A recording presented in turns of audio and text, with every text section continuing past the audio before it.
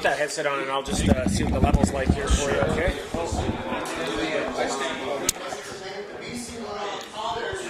Okay, how's that level in your... Actually, just give me a count first to like 5, okay? Okay. I'm going to have to crank you up here, I can tell already. All right, try it again. Count me to 5 here. 1, 2, 3, 4, 5. Okay. How's that for level in your ears? Sounds great. As a former OC, I guess you used to headset on, right? No. No? We never had anybody with me. Oh, no? Okay, let's get a little bit closer there. There we go. Okay, give me a count to 5 again. 1, 2, 3, perfect. 4, 5. Now we're cooking. Okay, good stuff. Perfect. If you got a cough or whatever like that, okay, you're on this one right here, okay? This one right here. Okay. Take it down a bang right there. Now you probably can't talk or hear yourself, right? Okay, bang. So you're not hot anymore. You're not live. Right. And then bring it back to like, well, I'll be monitoring your levels, but if you bring it back to like 2 o'clock or whatever, you're going to be in good shape. Okay. Started streaming now. We did? Marcel started. Oh, okay. I was just going to... Okay, good to know.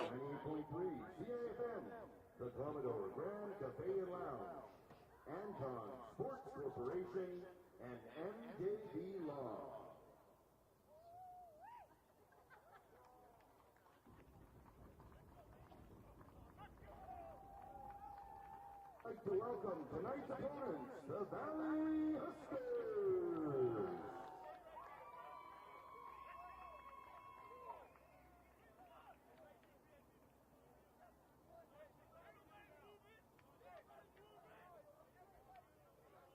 Now to introduce your very own Kamloops Broncos, number 3, Matt White. Number 7, Andrew Buckernick. Number 12, Rylan Matters. Number 18, Tim Soliva. Number 25, Brent Price. Number 53, Jordan Smith. Number 61, Derek Walby. Number 62, Rylan Anderson. Number 65, Hudson Barbo. Number 75, Andrew Wildenthal. Number 81, Tyus Dunnevel. And number 88, Ian Kinstan. Put your hands together for those Kamloops Broncos.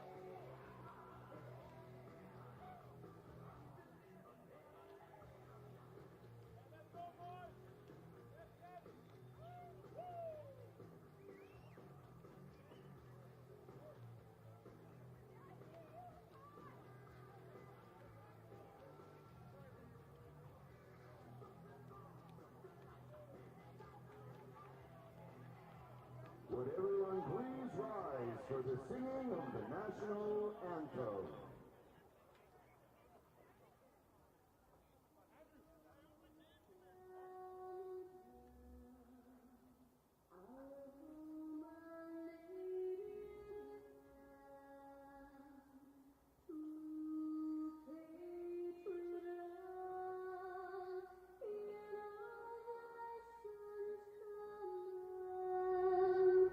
With glowing hearts we sing.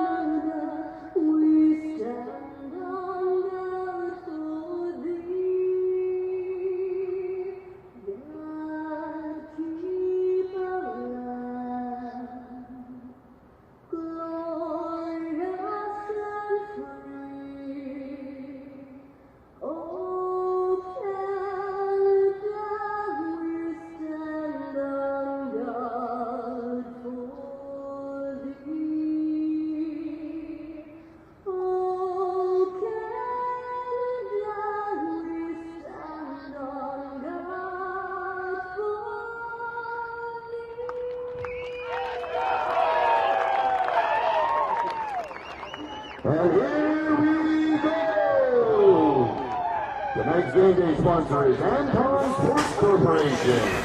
Welcome, everybody, to beautiful Hillside Stadium for tonight's matchup, the Kamloops Broncos and the Valley Huskers in a rematch of 2 weeks ago. I'm your play-by-play broadcaster, John Keane. I'm joined tonight by Mike Feisthuber, who will provide color commentary here for this rematch here. Mike, thanks for joining us here tonight. Thanks for having me. Well, we know the Broncos have a tough test because the fact 2 weeks ago in Valley, the Huskers put up 449 passing yards, and they had an aerial assault in a 38-17 victory. What do the Broncos do to try and limit that and see if they can stop that passing attack of the Valley Huskers tonight? Well, the Valley Huskers passing attack relies on a deep ball to usually number 85, Anthony Dick, and then you have the slot receiver, Mike Poulin, over the middle. Both played at the University of Manitoba last year with the starting quarterback for Valley Huskers, so they've been together for a couple of years. The O-line for Valley has been doing really well this year, keeping them off the ground anyways. So if the Broncos can get some pressure and tighten up their man-to-man coverage a little bit, they might be able to, throw a little chink in the armor of the Huskers here. One thing I'm noticing, you look at the flags to our broadcast left right now, and you can see the wind is blowing from left to right across the field. Could that affect the deep ball of the Valley Huskers here and maybe change their plans offensively?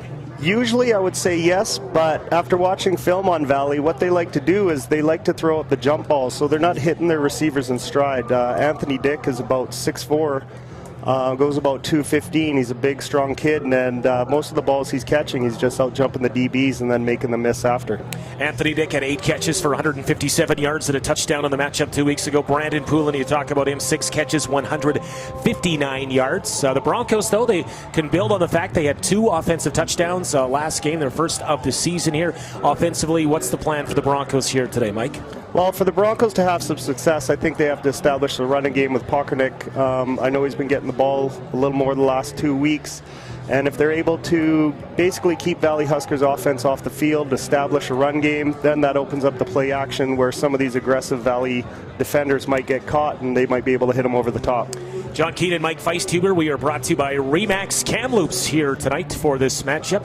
Mike, Valley, we know they were 0-10 last season. You mentioned the Bison connection out of Manitoba. Is that the big reason for the turnaround, that trio you talk about so far? 3-1 and tied for top spot. Yeah, Valley's at kind of an advantage in terms of recruiting. Winnipeg has a lot of high school programs, and their new head coach, he started last year. This year he's got them turn around 3-1, Bob Reese. He's from the University of Manitoba. A Valley kid himself, but he runs a very highly regarded football prep academy out there, and they're able to basically pick the ones who want to just check out BC.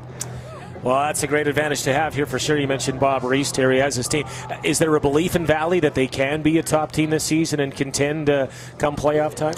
One thing about Bob, he's very passionate, but he also keeps his team's goals kind of leveled. Don't let them get too full of themselves, and they have the hopes to get into the playoffs and make some noise. I mean, usually a 3-1 start for Valley would be very impressive, which it is, but they're looking at going into the playoffs as one of the top 2 seeds this year. Yeah, that would definitely give them a home playoff game as well, and they could match in here. They just did the coin toss. It looks like the Kamloops Broncos will be receiving here in the first half. Ryland Matters was actually called into duty over Reed Van Kent last game. Ryland Matters, a decent, you look at his numbers, Mike, and he's 17 for 29, 248 yards. He also carried the ball 10 times for 69 yards. So it looked like the ball was being moved on offense by the Broncos in the first matchup. Ryland's biggest thing that he has is experience. He's played with Langley. He's not coming in. The game might have been a little too fast for Vankenet coming in. He has a lot of talent, but sometimes you just have to sit and watch the game before you're able to, transfer it onto the field. So the Valley Huskers will be kicking off here to start this matchup here at beautiful Hillside Stadium. We have a gorgeous night. We mentioned the wind, but as you can see, mostly sunny skies and probably about 23, 24 degrees. I know I just got off the golf course. It was a great day for that here, and now here we are at Hillside Stadium ready for tonight's matchup. You're a former offensive coordinator here. We know the Broncos head coach. He talked about the fact that Brad Yamoka talking about the fact that in that last game against Valley, you could have set his team up at the 5-yard line and not put any opposition against them, and he was not confident that they would move the ball down the field just based on their execution. So they have to be better at that today. Yeah, and I mean, we're coming up on mid-season. Like you said, the last couple games, they've shown marked improvement. So let's see if they're able to get things going here right away. They want to hang on to the ball for as long as they can to start this game, keep Valley off the field offensively. Spencer Breslin will be kicking things off. And we'll be getting back to action here. The Broncos have two deep men back to receive, including Andrew Pockernick, who had a ton of carries. Oh, look at this, a little short kickoff to start. And the ball will travel out of bounds. And not only was Valley offside, that ball goes out of bounds. So the Broncos get a great break here to start this game. They'll have great field position here to start. Yeah, a little cheeky play by Bob Reese, but I can't blame him. I mean, when you're 3-1, you're the favorites. If you're able to get that ball right away, you might be able to deflate the young Bronco team, but they're set up near midfield. Let's see what they can make happen. Referees will be signaling, I believe, both offside and illegal kickoff. So, well, if you're going to try a short kickoff, try to stay onside. That would be your first option here to try to make that work here. How about the Broncos will be scrimmaging here from the 45-yard line. They will start 1st and 10. And it is Rylan Matters ready to get under center here and get things started, wearing number 12. Andrew Pockernick is in the backfield as well in a single back. And we'll see what the Broncos do here offensively. Pockernick really carried the mail last game, 10 carries on 127 yards, and he was a big part of the offense here. But they're still trying to get things sorted out as the officials look to our near sideline. Should be 1st and 10 from the 45-yard line. And I'm not sure why the delay here, but you hate to start a game like this where you're all fired up, ready to go. You have an illegal kickoff, and then the officials can't get things sorted out here as far as what they want to do. Well, the bonus is that Valley's already lined up, so the quarterback's able to see what defense they're in right away. Rylan Matters, I mentioned his numbers last game, 17 for 29, 248 yards. And he will work out of the shotgun here from the left hash. Pockernick in the backfield. And here comes a screen pass out, and it's dropped right away. Swinged it out to the right side of Tim Salipa. Salipa unable to bring that in. You got to make that catch if you want to start moving the ball on 1st and 10. Definitely. I mean, that's a big play right there. That was going to go for at least 6 or 7 yards. Salipa has a rather large size advantage down here over his corner, so they could be looking at all game. It is 2nd and 10, and again, Rylan Matters out of the shotgun. And snap, fakes the play action. Looks like he's going to take off here. Matters, not a lot of room. He'll fight forward. He presented the ball forward, and he's lucky he didn't get knocked out after a gain of 5 yards. So 3rd and 5, and it looks like the punt team is coming out here. Rylan Matters calls his own number. Well, they started 2-0, but due to the good field position, they're going to be able to pin Valley a little bit deeper than usual, so the defense will take over and try to get the offense the ball back. Looks like it's Landon Monk back to punt here. He's standing at his own 36-yard line here. That wind again blowing really more in the face of the Broncos here in the first half. It is, as you see it, left to right on the football field. And the snap is a decent one, and he's able to get it away. Monk with a decent punt. It'll bounce just inside the 35, and the high-touted offense, the top offense in the BCFC here to start the season. Valley Huskers here will go to work. They'll spot it at the 32-yard line. One thing we saw, Mike, earlier in the season was just an inability to execute the punt formation and get that snap back to the punter here. So even though that snap did hop in front of Monk, he was able to at least pick it up and get a good play and get it off. Yeah, that was a good job by the punter. A lot of sense of urgency there, and he was able to get it off. Not too bad out of bounds. Quarterback Julian Whitnick, he will go from the shotgun, and he will hand off right away. Flags fly as it comes toward the near sideline. Broncos trying to string it out defensively, and it's about a gain of 6. And that is Brandon Poulin, who had the big game back 2 weeks ago, but we have a flag on the field. It looked like maybe a formation issue. Yeah, either that or holding. They were able to, it looks like it might be offside on the Broncos. But I was thinking holding just because they were able to get the edge there, but the outside linebacker, number 34, has got to do a better job of stepping up and not allowing the receiver to get outside. Would have been a gain of about 6 or 7, but you probably take the penalty here, make it 1st and 5. And the Broncos, they strung it out pretty well, but you can't line up offside of the very first play of the game here defensively. And you have yard markers that really make sure that you don't infringe in that 1 yard infraction. So the Huskers will take the penalty. They will go 1st and 5, and they'll spot this ball now from the 37. Whitnick is in the shotgun again, and he has 3 receivers to his left. 1st and 5, Valley Huskers on their first possession. Ball is snapped. Whitnick back to pass, looks to his left. He'll throw it there. It is caught. Complete. Poulin, did he step out of bounds? And he did, but not before big yards on the Broncos side of the field. It is a gain of about 22, and it's a first down here for the Valley Huskers. That is their favorite play to hit Poulin. What he does, he lines up on the short side of the field, gets the 8 yards, and then angles towards the corner of the end zone. They're able to drop that in quite often, actually, what I've seen on film. Looked like a Bronco defender fell on the play, and Poulin was wide open, so moves the ball all the way to the 52-yard line, and the Valley Huskers will scrimmage 1st and 10. 3 receivers to the right. This is a handoff this time up the middle, and fighting forward, putting his head down. Decent yards here, and we had seen Keegan Vicklin take a lot of the handles in the last game, and that is good enough for a first down. We'll see. Now just about shy, 8 or 9 yards, and it will be 2nd and short. Well, they'll move the chains actually here. The chains are moving, so they did get enough for the first down.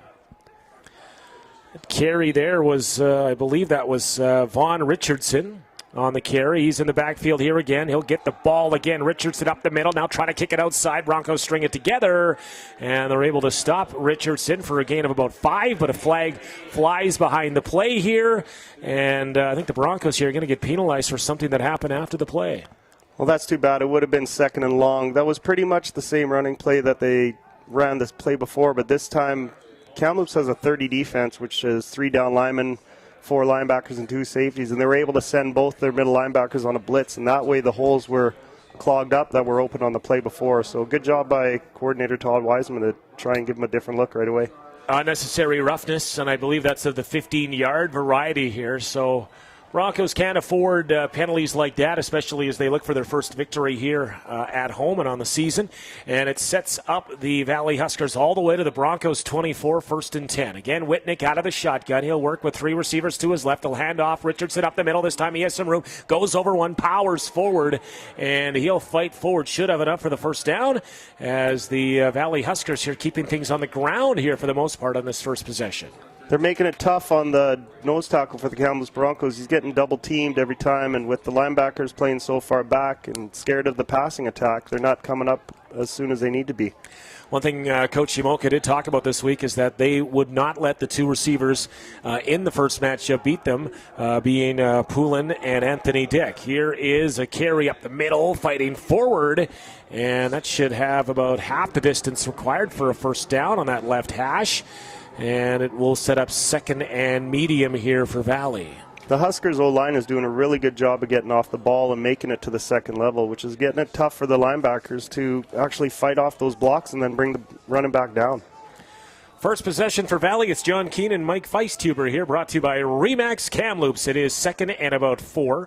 Call it 2nd and 5. Back to pass again up the middle. It's a quarterback keeper. Lots of room, fighting forward, and a fumble right at the goal line. Who's on it? Let's see who's on this football.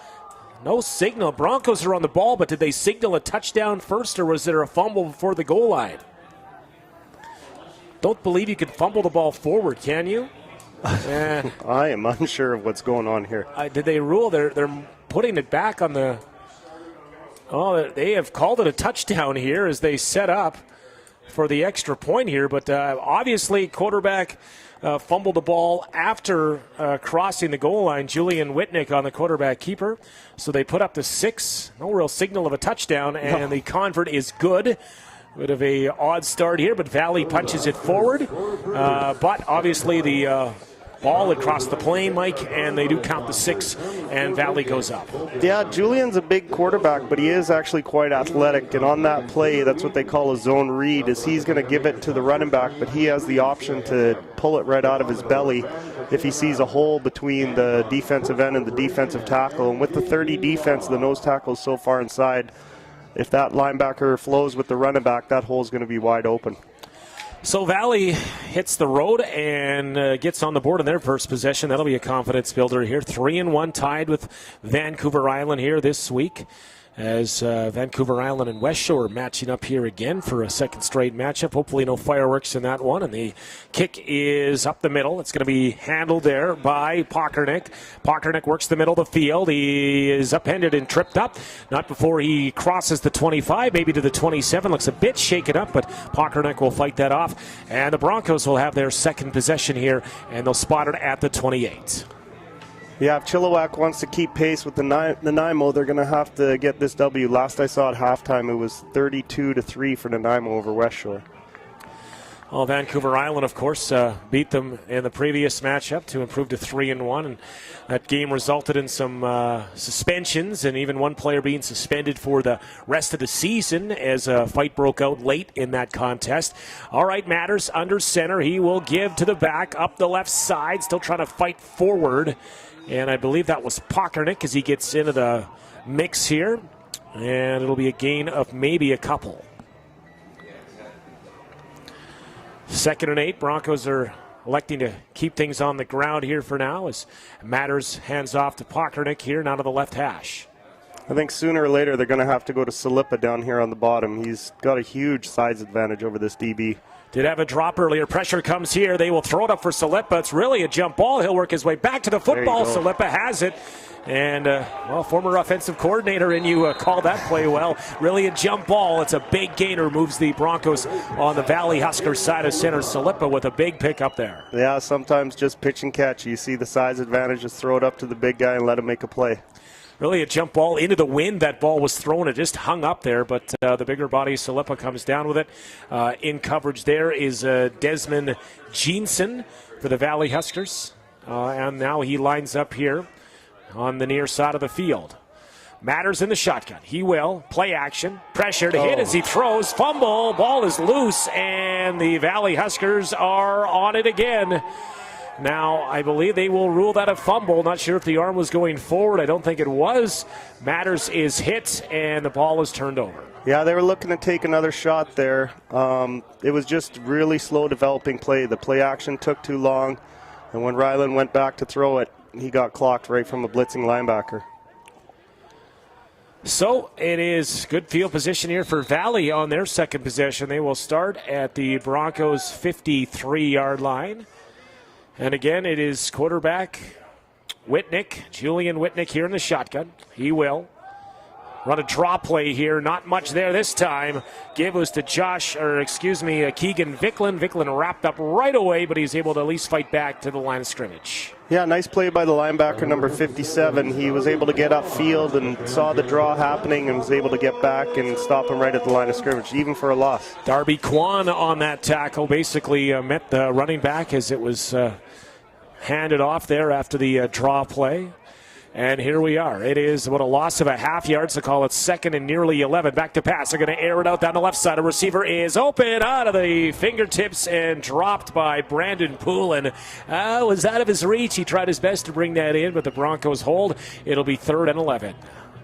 They're playing a two-safety look, the Broncos, and the safety on the short side hash needs to make sure that play does not develop at all. He's got to get a little bit more width on his drop, but as you can see, Julian Whitnick has a unreal arm talent. That ball was 3-4 inches off the mark.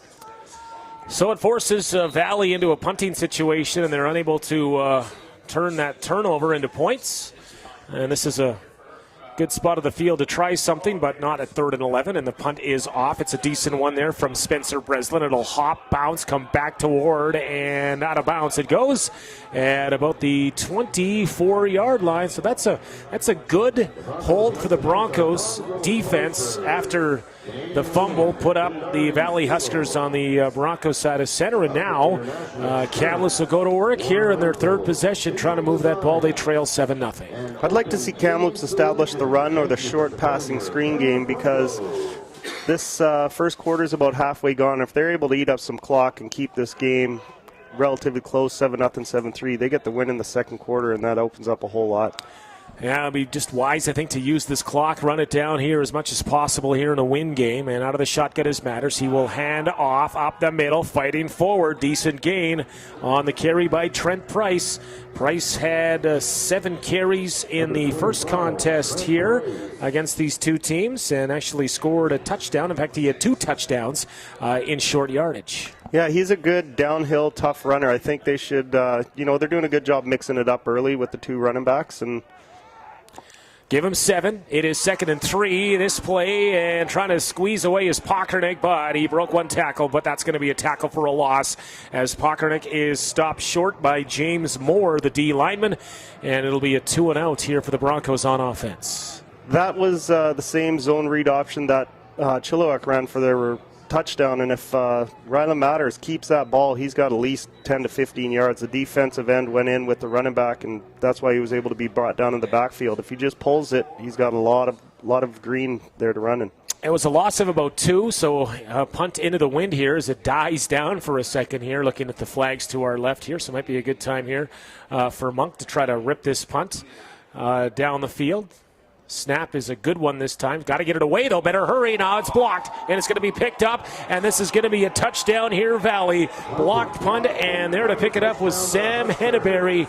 And the pressure came on the punt block, and Valley cashes in here on the special teams touchdown. That has got to drive Coach Imoka crazy. That was his forte in the CFL special teams, and he's a very good special teams coach, but it looks like the players just didn't execute that time. Looked like Valley really brought the punt block pressure there. Just wasn't enough blockers. And now on for the extra point is Breslin. A chance to make it 14-0 here midway through the first quarter. Yeah, the snap took a little bit longer getting back than usual, and that just might be due to the first one where it bumped, and so he's a little bit nervous, and he floated it back, and they were able to seep right through the middle. The upbacks didn't close off, and one guy came free, and there was actually 3 guys there at the punter. By my count here, I know this is the second home game here, but the Broncos are executing about 50% of their punts at home here. So almost do you start just playing 3-down football here at some point? Because it doesn't seem to be a strength of the football club here, especially at home. It might be an option with 50%, yeah, for sure. Well, I know the first home game here, which is the season opener here, that's how Okanagan scored 2 touchdowns that game, and we see another one here once again here on for the visiting team. So Valley will be going for the extra point here, already up 13-0 on the road here, try to improve to 4-1. And the holder there, I think it was Brendan Cowan, is trying to get organized here with everybody. Make sure they have the right amount of players on the field. You know, it's an old cliche coaches always use where special teams is 1/3 of the game, but I mean, that just proves it right there. That's a touchdown that, the Kamloops defense was looking okay. They stopped them last drive. The offense got a big play, and now they've put themselves in a little hole. We'll see if this team can bounce back. I mean, there's still plenty of time left.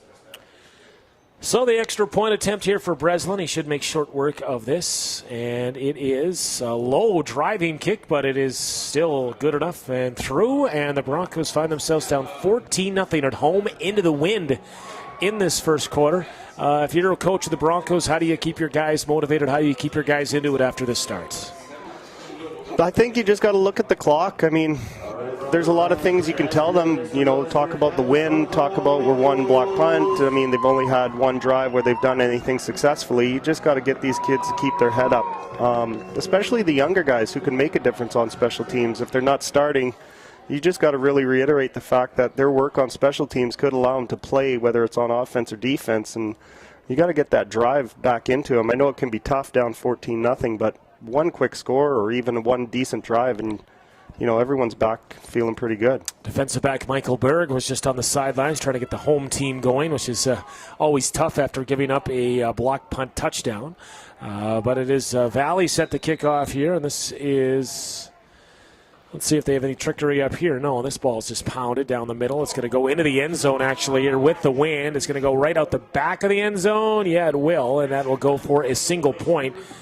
Now, back there to receive the kick was Gabe Saklowski. Now, correct me if I'm wrong, but if he doesn't touch that punt, it goes all the way through the end zone untouched. I don't think the single point goes up on the board. That's a CFL rule, but I'm not sure if he touched that at the back of the end zone or not. Well, I have no idea about that rule. Well, usually, yeah, if a ball goes all the way through the end zone in the CFL without being touched, it is not a point. A point is not awarded. Well, then take it off the board. They put it up. We want it back. But referee did signal 1 point up. But I think it was actually touched in the back of the end zone there as it was coming out the back there by Sakalovsky. And regardless, sets up 1st and 10 from the 35-yard line here for the Broncos. Matters back to pass. We got a quick flag here. And in fact, they're just going to whistle the play dead. So that is likely going against the Broncos here on 1st down. They're really trying to get this run in. I see the defensive end going, and the quarterback at one point, he's going to have to pull this ball just to keep that D end honest, and that way the O-line will be blocking 5-on-4 instead of 5-on-5 with the backside pursuit. So hopefully Coach Neufeld is talking to him about that. Oh, probably, though, favoring the run game based on the fact they are into the wind here in this first quarter. So 1st and 15 as the Broncos here look for what is a second first down in this first quarter. Quarterback Matters. He has 2 in the backfield. Pockernick to his right. He will look back to pass. Has time this time. Now flushed out of the pocket. He'll take off and fumbles the football. Who's on it this time? A second fumble by Matters in this quarter. And officials have yet to signal who's on this football. And there it is. It will be Broncos football. They will retain it, but it is now 2nd and a lot here on the big loss.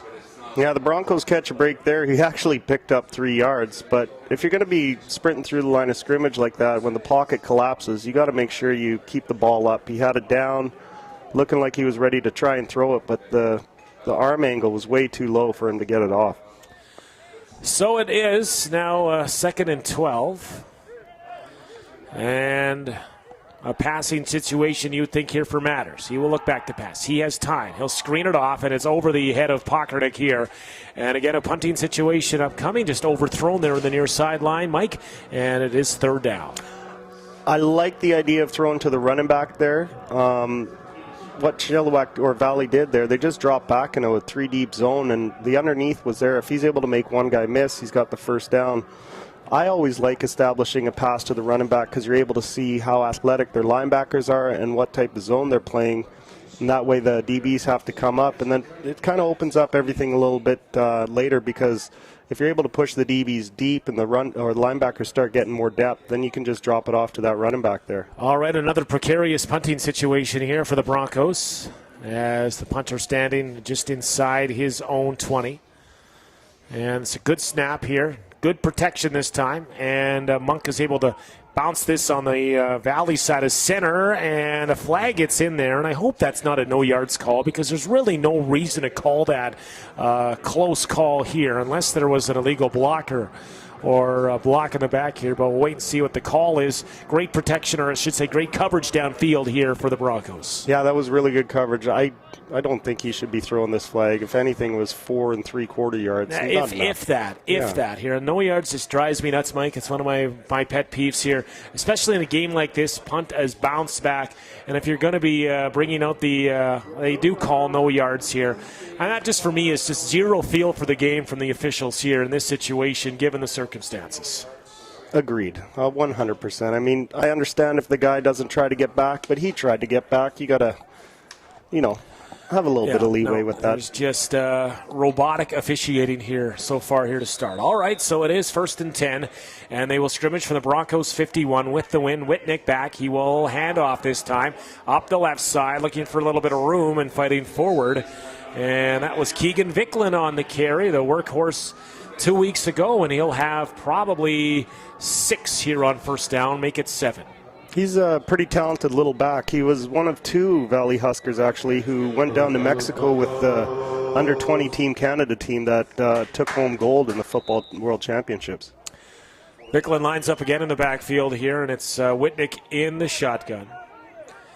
And it is second, and they call it a 6-yard gain, so 2nd and 4. Broncos bring a bit of pressure. It's picked up, and the throw is overthrown, looking for the receiver downfield. And Whitnick took a pretty good shot there as he delivered that ball as the Bronco pressure was coming, and I think it looked like was it Cade Manuel South in there here, and might have got a shot in on Whitnick there at the end of the play. Yeah, that was a great job by the D lineman there. Whitnick wasn't able to follow through because of the hit he took, so the ball sailed a bit. They went back to that corner play again. I expect something over the middle here. Hopefully the linebackers get their drops, stay in their zone. Looks like they're going to bring 4 here. All right, so it is a gamble here on 3rd and 4, and that's a good position to do it in the field on the 45-yard line. Back to pass. It is caught and driven back, but it will be enough for the first down. Anthony Dick just runs a bit of a little hook play there, and the ball is delivered in good time, and he'll have enough to move the chains. It was a gain of about 5, and he needed 4. That was pretty good coverage by the Broncos DB. There's nothing he could really do there. Dick just pushed him deep and dropped out, and the timing between Whitnick and Dick was fantastic. So Valley, fresh set of downs, and they'll spot it at about the 38-yard line. Again, it's Whitnick in the shotgun with a 15-point lead here. Clock running down to 4 minutes to go in this first quarter. Whitnick looked like Valley was offside, and here's a give to Vicklin, and he is going nowhere. He is wrapped up right away, and it's big Cade Manuel South again right there to meet Vicklin in the backfield for the tackle for a loss. Yeah, he's actually had 2 plays in the last, or 2 really good plays in the last 3. If they're able to get that kind of effort from the rest of the team, I mean, this 15-0 deficit can be overcome. So it brings up 2nd and 15, the loss of 5 on the tackle by Manuel South. And it is a shotgun formation here for Julian Whitnick. Down the backfield, empties. He'll roll to his right, pressure coming. He'll throw it up. It's a jump ball, and it's caught. In behind was Brandon Poulin. And I'm not sure if he was the intended target or not. It looked like it sailed over the first receiver's head, and there was Poulin to catch it for a big first down. Yeah, you know what? I'm with you. I wasn't too sure either, but like I said, it's that corner play that they run nonstop. And Poulin's, he's a small receiver, but he is really shifty, and he's able to get that separation.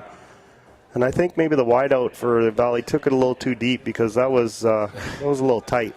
If he was the intended target, then, well, yeah, he was able to keep his hands down and get the first down. Here's a give up the middle this time, fighting forward here, and that is the other back, Vaughn Richardson, and he will have probably 6-7. There's a Bronco that is slow to get up, and now another flag flies. And getting up looking to be okay is Logan Fields. But we had a flag here at the end of the play. We'll wait and see what this one is. And if they're going to call that no yards penalty, then they need to be looking at the Valley receiver who left the box and came back in and actually went low at the D end of the Kamloops Broncos. And I think it's called after. But yeah, they are moving the Huskers back here. So maybe it was it a chop block type play here? Let's see. We'll stay first down.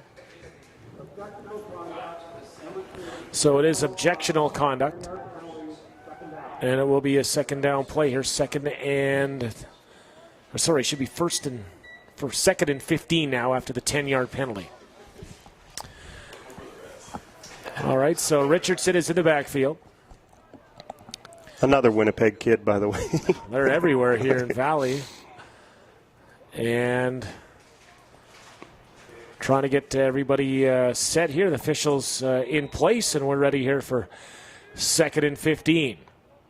Shotgun again for Whitnick. He'll operate that for the most part from the shotgun. He will throw over the middle, a wide open receiver, and it's a walk-in touchdown here. And that's as easy as it gets. Anthony Dick had a big game 2 weeks ago. He was wide open there on that little slant, and the Huskers go up 21-0. Yeah, he was able to get a free release on the DB who just got caught flat-footed. He gave him a quick outside move and was able to come back inside, and the DB was left kind of grasping at air, trying for the jam, which is smart to play jam this close to the end zone, but you can't let him come across your face like that because you don't have a lot of help inside. At least if you push him out, you have the sidelines there with you, and the quarterback really has to drop it in, but that was a little too easy. So extra point is good from Breslin. He'll make it 22-0. And the Broncos hole gets a little bit deeper here at home. And the Broncos had a couple of opportunities to stop Valley in that drive, and Valley was able to keep it going. You look back to that 3rd and 4 play where they were able to execute that little 5-yard pass completion, and that kept the drive alive, and Valley cashes in here for their 3rd touchdown. Yeah, I just I hope Kamloops understands. I'm pretty sure they do how important this game is. If they're able to, establish themselves here, West Shore on the island is in a little bit of disarray, and the next game they play against them is worth 2 victories. Yes, it's a good old 4-pointer. You don't see that very often. But you're thinking here, if the Broncos could have won this game, or they can get back in this game and make it close and pull off now will be a big comeback victory. You get West Shore a bit on the ropes there next week, and all of a sudden you could be 3-3 and right there in the mix here. But the game at hand now is a 22-point deficit as the ball is kicked off again, sailing in this breeze. Pockernick will field it right at his goal line. In fact, he's about 1 yard deep. Pockernick up the left side, has a man miss. He's still on his feet. Pockernick to the 30, and he'll bring that back about 31 yards. He entered tonight's game tied for the lead in kick return yards, but with way more returns than anybody else. I was going to say that's it's a bit of a stat that isn't maybe as flattering as you want it to be. It's a good individual accomplishment, as the team might not be too happy with it. He entered tonight's game with let's see here, 198 yards, I believe, in kick returns. But that was on 11 returns on the season. That was good for 31. And the Broncos will go to work here. Passing, screen it out on the left side. Salipa is tackled immediately. And that was Tyus Duneveld, on the far side of the field. We have another flag that comes in there late.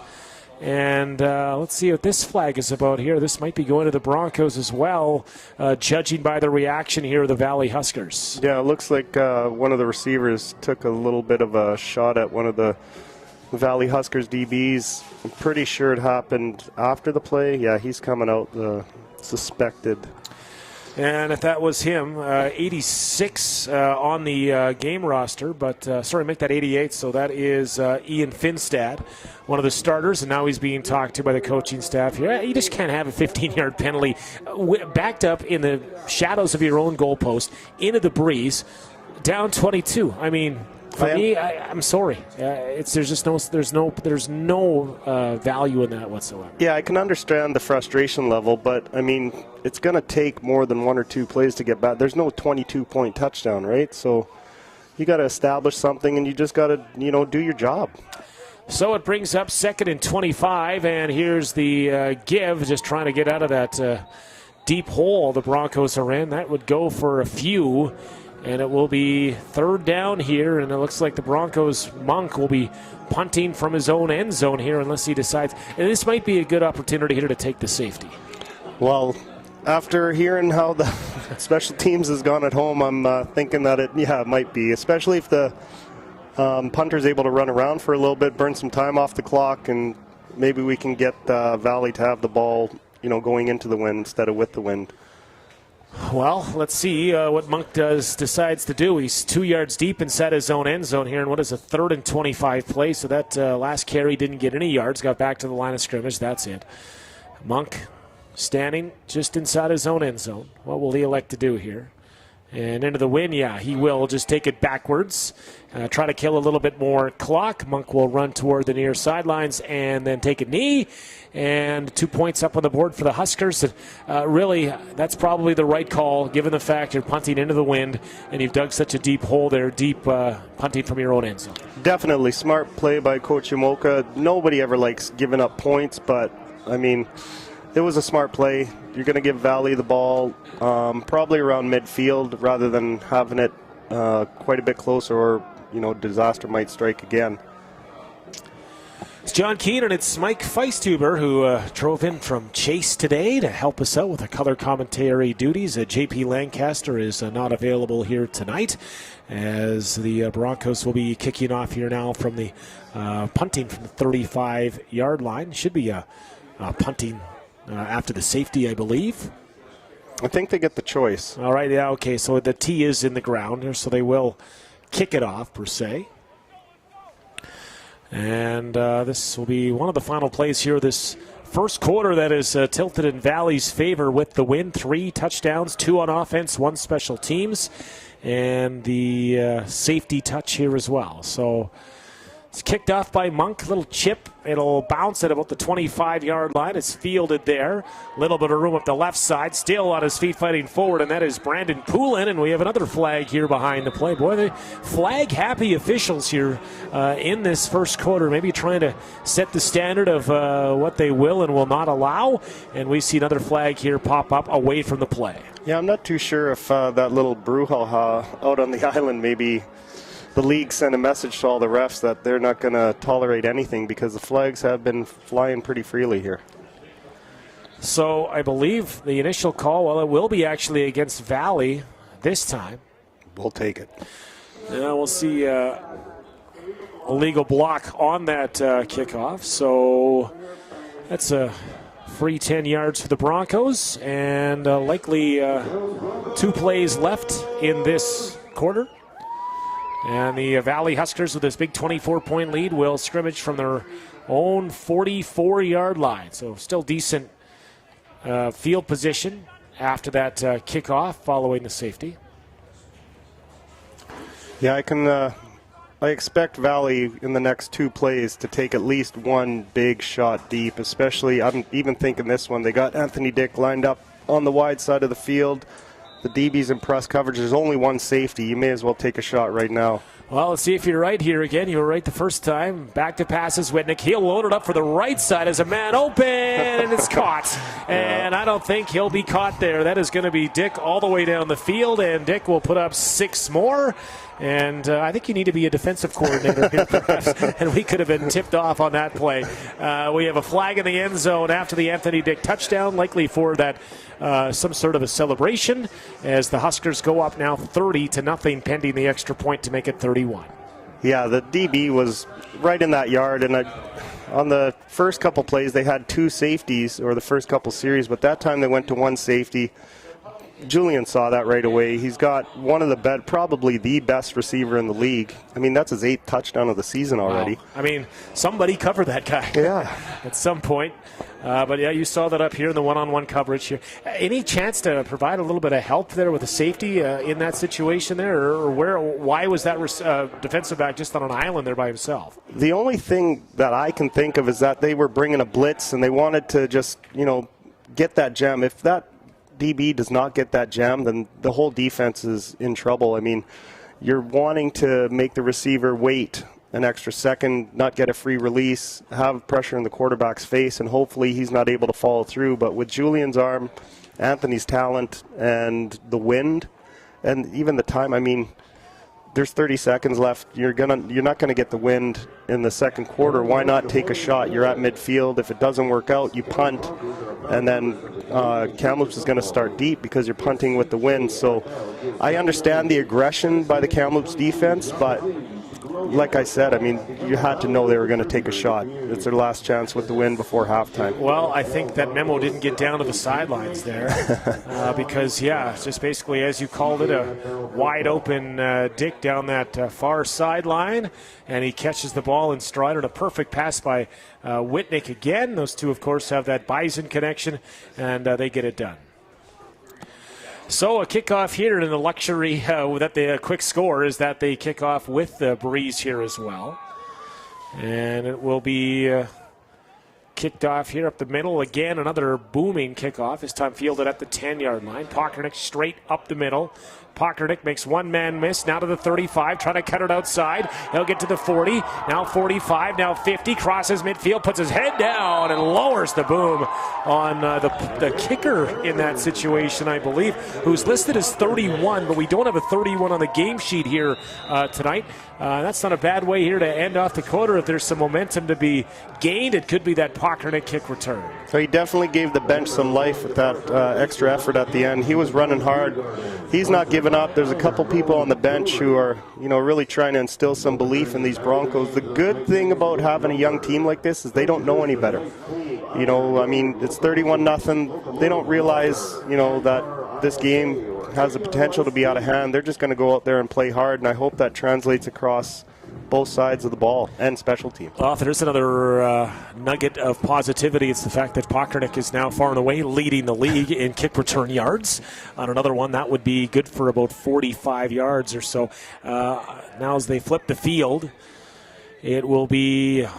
Let's see here. It'll be 1st and 10 from the 51 of the Valley Huskers. And now with the wind, Ryland Matters at quarterback. We'll see if the Broncos mix things up here and go to more of a passing attack. They should. Now's the time to attack the short side of the field. The DBs are lined up at about 6. And if we're able to get a quick out to the slot or a hitch to the wide out, that should be an easy 6 or 7 yards. Matters hands it off to the right side here. A little bit of room. Not a bad first down play as Gabe Seklovsky, usually a receiver, he takes that out across the right hash, and he's able to get probably, let's see, they give him 5. It'll bring up 2nd and 5.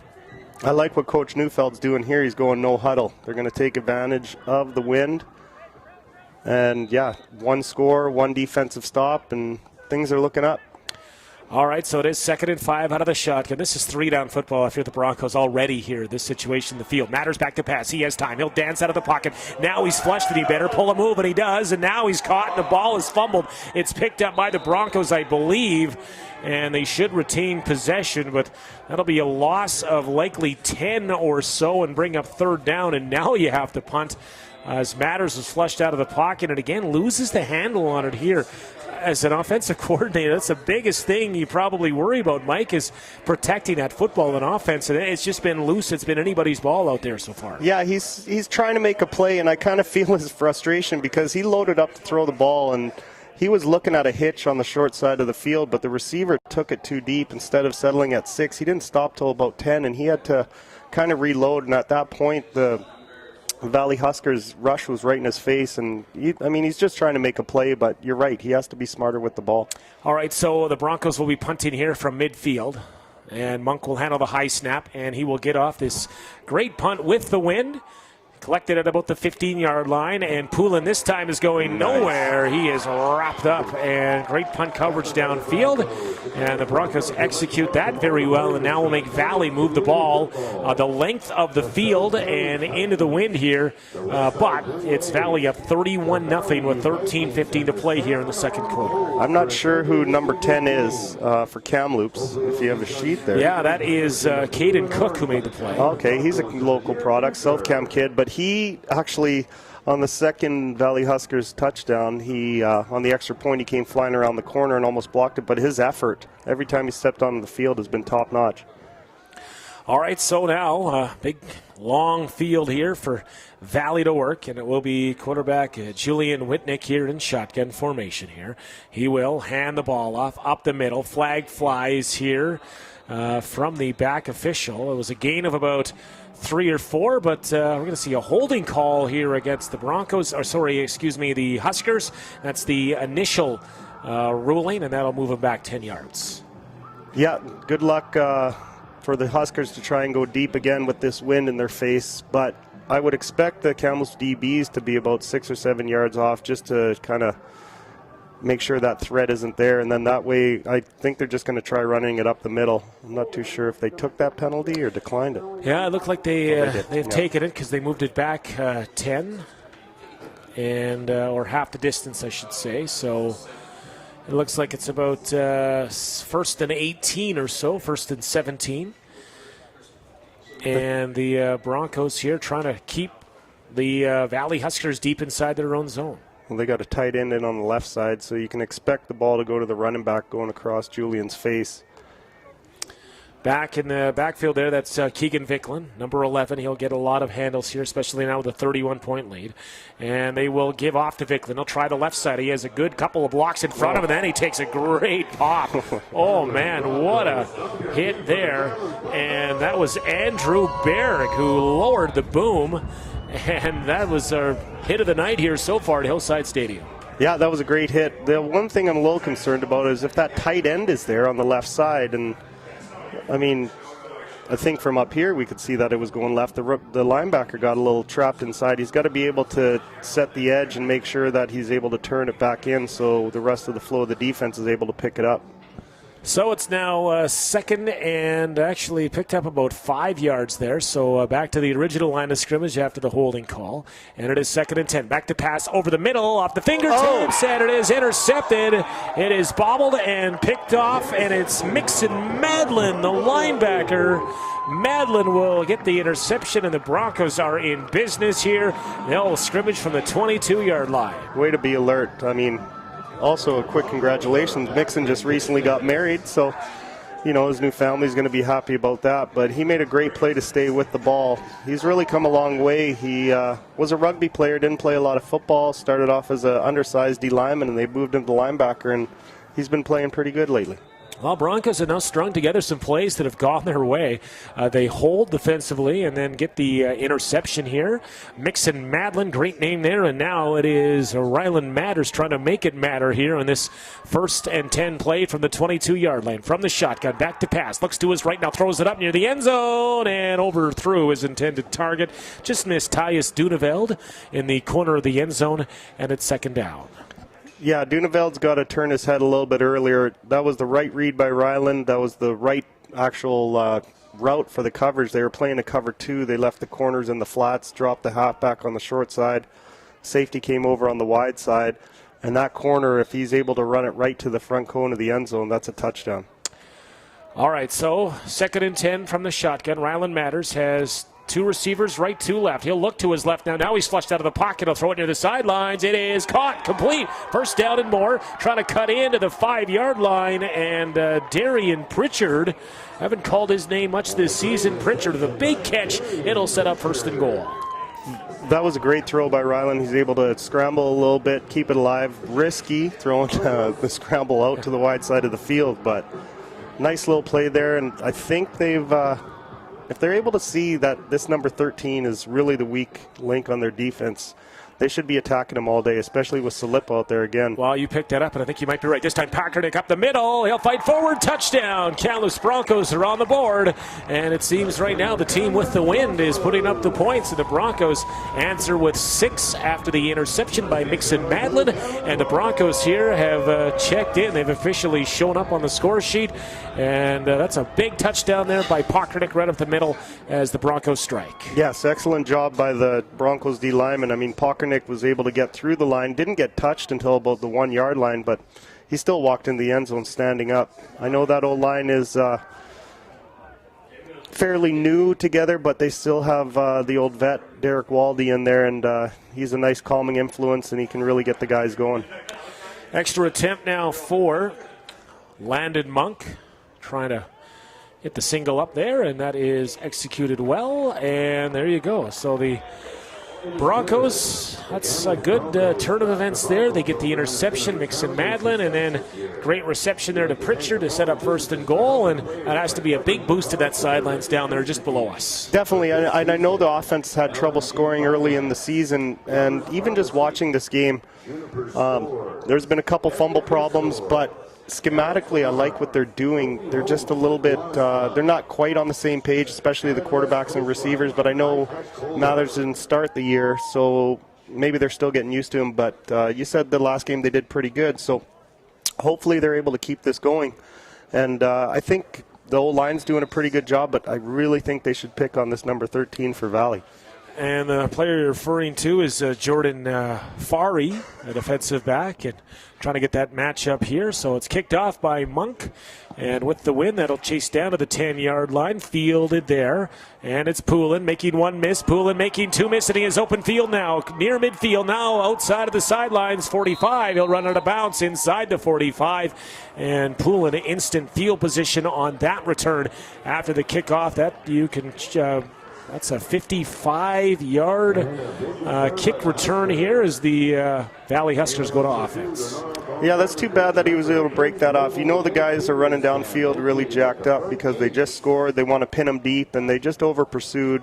On the kickoff, one person steps out of his lane. It's a huge hole for the returner to run through.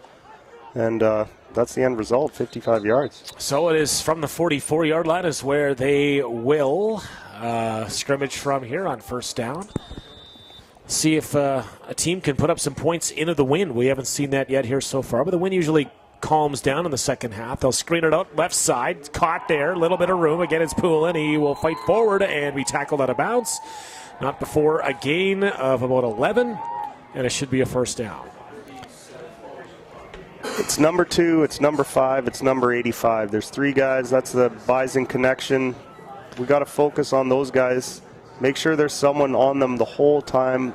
I'm not too sure if we're planning on running a lot of zone or maybe just matching up one-on-one, but no one has really hurt them besides those 3 guys. It really has been that quarterback, the 2 receivers, and Michael and Vicklin as well, Keegan Vicklin, and that's how they've moved the ball here. Now it's a quarterback keeper. Whitnick took a bit of a shot there as he didn't get down, but still got about 7 or 8 on. I'm not sure if that was an option play, but it was Whitnick keeping it up the middle. Yeah, they run the slot back in a jet sweep, and then that way the quarterback has he can show the ball. If the linebacker flows outside, then he can take it right up the middle. But with a quarterback like Julian, who has that arm, I'm not too sure if the backup is the same from earlier in the season. But you don't want to be running him up the middle because he took a pretty good shot there. I don't know if a tall guy like him is best suited to be running up the middle read options. But we're going to have a measurement here, actually, on that play. And from what I see, it looks good enough for a first down, but this is where we need the lines on TV here. We can just say, move the chains, boys. Here, we don't need to run this out. As long as we don't have that new green zone that they had on Thursday night. Yeah, that was really odd. It's going to be short, by the way, Mike, so it'll bring up a 3rd and really inches.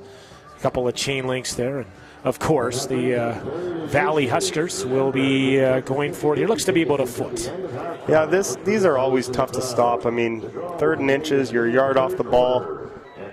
You're going to have to pack the line, and hopefully someone's able to get some penetration. I'm suspecting that Julian will walk up with the line and the running backs and receivers set and just tap the center on the butt, and it'll be a silent snap, just a quick movement, but let's hope for a fumble. Let's get a little pressure, and let's get a stop. All right, so if you're the Broncos, you just try not to line off offside. Make sure you're within or outside of that 1-yard neutral zone. But you know what? They spread it out here in the field, and you have Whitnick in the shotgun here for now. We'll see if that changes. Yeah, the one good thing about all this shotgun that Valley's running, if they do decide to go to the center, maybe they haven't practiced the center quarterback exchange. But yeah, they are going to stay in the shotgun. All right, so it is 3rd and inches from the gun here, and it's a give up the middle, and it's Vaughn Richardson, and he will have more than enough for a first down. The ball came loose. Yeah, it came loose, and Broncos say they're on it, and the officials agree. And there's the 3rd down gamble gone awry. That's a big stop at the Broncos here. They'll go back on offense. You can see a guy like Andrew Berg really fired up as he comes back to the sidelines. Well, I'm not too sure how big that kid is, but he has had 2 large hits on the Valley Huskers running back. I like the way he's playing so far. He's not giving up. He's ready to go, and he's doing everything he can to help his team get back in this. That's the attitude you need. All right, so it'll be Broncos back on offense and back with the breeze blowing here from their backs. And it is Ryland Matters here, I formation.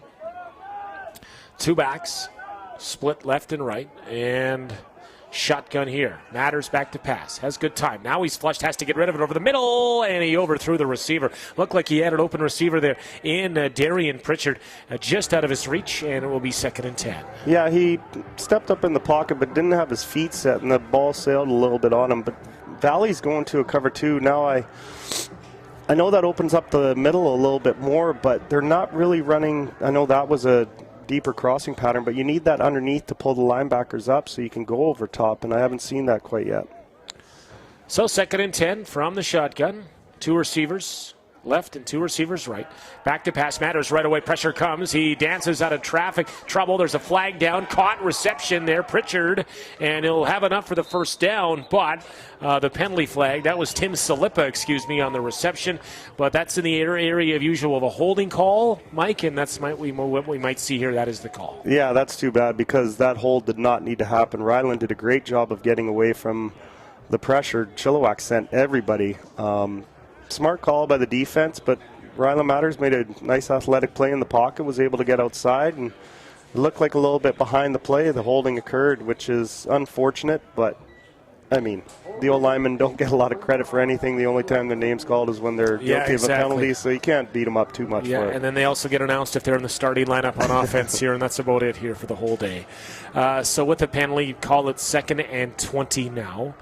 And see if the Broncos have dialed up here on 2nd and long. Now, if they can look to the wide side here with Salipa against 13, if they're able to send him deep, and if they have 29 drop back and a 2-cover safety look, they can take that slot back and run him on a post. Should be wide open, but they got everybody at the line of scrimmage. Well, they drop in the 2 there. Matters rolls to his left. He has an open receiver. It's thrown. It's caught, and shy of the first down, but not a bad 15-yard gainer there as the pass was complete near sidelines. Tim Salipa. That's not a bad play. Sure, you're not going to get a first down there, but at least you do move the ball 15 yards here, and it'll bring up 3rd and 5. Yeah, you got a good chunk of yardage back. Put yourself in a better position for a punt, and who knows? Maybe Coach Imoka's got a trick up his sleeve. It's still early, 3rd and 6. So it'll be Landon Monk with the win to punt here. What a difference a year makes here. These two teams played last year to begin the season. It was a 41-8 Broncos victory here. And this punt is off, and it'll be an ender-over-ender that'll bounce at the 40-yard line. Took a straight hop, rolling around here. And this will be no yards as it's picked up here by Poulin. He'll field it right at the 40, but we do have the no yards call. So bring it up 5 yards, and it looks like the Valley Huskers will be starting on their own 45. 44 is going to get the flag there for no yards, but I actually really like that play. Poulin just had a 55-yard kick return. The ball's bouncing around. If you're backpedaling and a little guy like him is able to make 1 or 2 moves in the kind of like a phone booth size space, he might be able to rip off a 12, 15, 20-yard return. This is only going to cost him 5 yards. Dead ball. It's actually quite a smart play by him. So the officials make it official, call the no yards, and they'll spot it at the 46 following the 5-yard penalty. And Valley goes back to work on offense. Again, no team has put up points into the wind so far, and we'll see if that trend continues here on first down. Whitnick in the shotgun again. He has 3 receivers to his left, wide side of the field, 2 receivers to his right, and he'll go back to pass. He'll look to the right side. It is caught, complete, and tackled right away, but not after a pickup of probably 8 on the play. That's Anthony Dick. 8-yard gain, maybe 7. It'll be 2nd and short. Yeah, that was actually a nice little play. They pulled the play side guard, made it look like a run play, and Julian took it out of the running back's stomach and got outside, but there was good pressure from the Kamloops D-line. Very disciplined. Nice tackle by Caden Cook there. He's quite an impressive young player. So it is 2nd and about 4 here for Whitnick and the Valley offense. Back to pass. Whitnick will throw it up. He has an open receiver. It is caught, and it is Poulin again. He runs toward the near sidelines and catches it at the 44, and that is a gain of about 12 and a first down. They're putting the outside linebacker in a precarious position there. He was the one, was that 34? That's Halverson? 34, Haverkamp. Haverkamp, yeah. And he was responsible for that corner. There's no way he can cover that. It's a well-placed football here. Those two you mentioned have worked together a lot. And here we go into the shotgun. Whitnick. Pressure comes. It's a handoff to Poulin. He's going to try to kick it outside. Now he has a bit of a seam, and he's tackled, but there's a flag behind the play here. And we might see a holding call here. We'll wait and see. Poulin's gain is about 5 or 6 if it stands. Yeah, 92's lucky he got that call because he was selling it for a while, and he had a chance to take Poulin down, but he threw up his right hand to kind of gesture to the ref that he was being held rather than going for the ball carrier, and it worked to their advantage. So it will bring up, 1st and 20 following that reception by Poulin. And the ball near midfield here, spotted at the 54-yard line of the Broncos. Here it's 1st and 20. Yeah, they got to guard against that corner. That play has been there 3 times for at least 20 yards each time. And if they're able to kind of mix it up, throw the half in the flats and sink the cornerback back a bit, that's one way to get rid of it. So it is 1st and 20. Whitnick out of the shotgun. 3 receivers to his left. He'll throw to the right side. It is caught. I believe it was caught. Are they going to call it incomplete? I think they're going to call it a catch. Was that ball tipped? It definitely changed directions on Poulin as he had to work back to the football to make that catch. Yeah, 92 got a lot of pressure in, and he was able to get his hands up on the ball, but Poulin fought back for it. If that ball is actually on the money, there's a good chance that it gets knocked down, but he was able to slide under the DB who was following after the out, and just unlucky for the Broncos.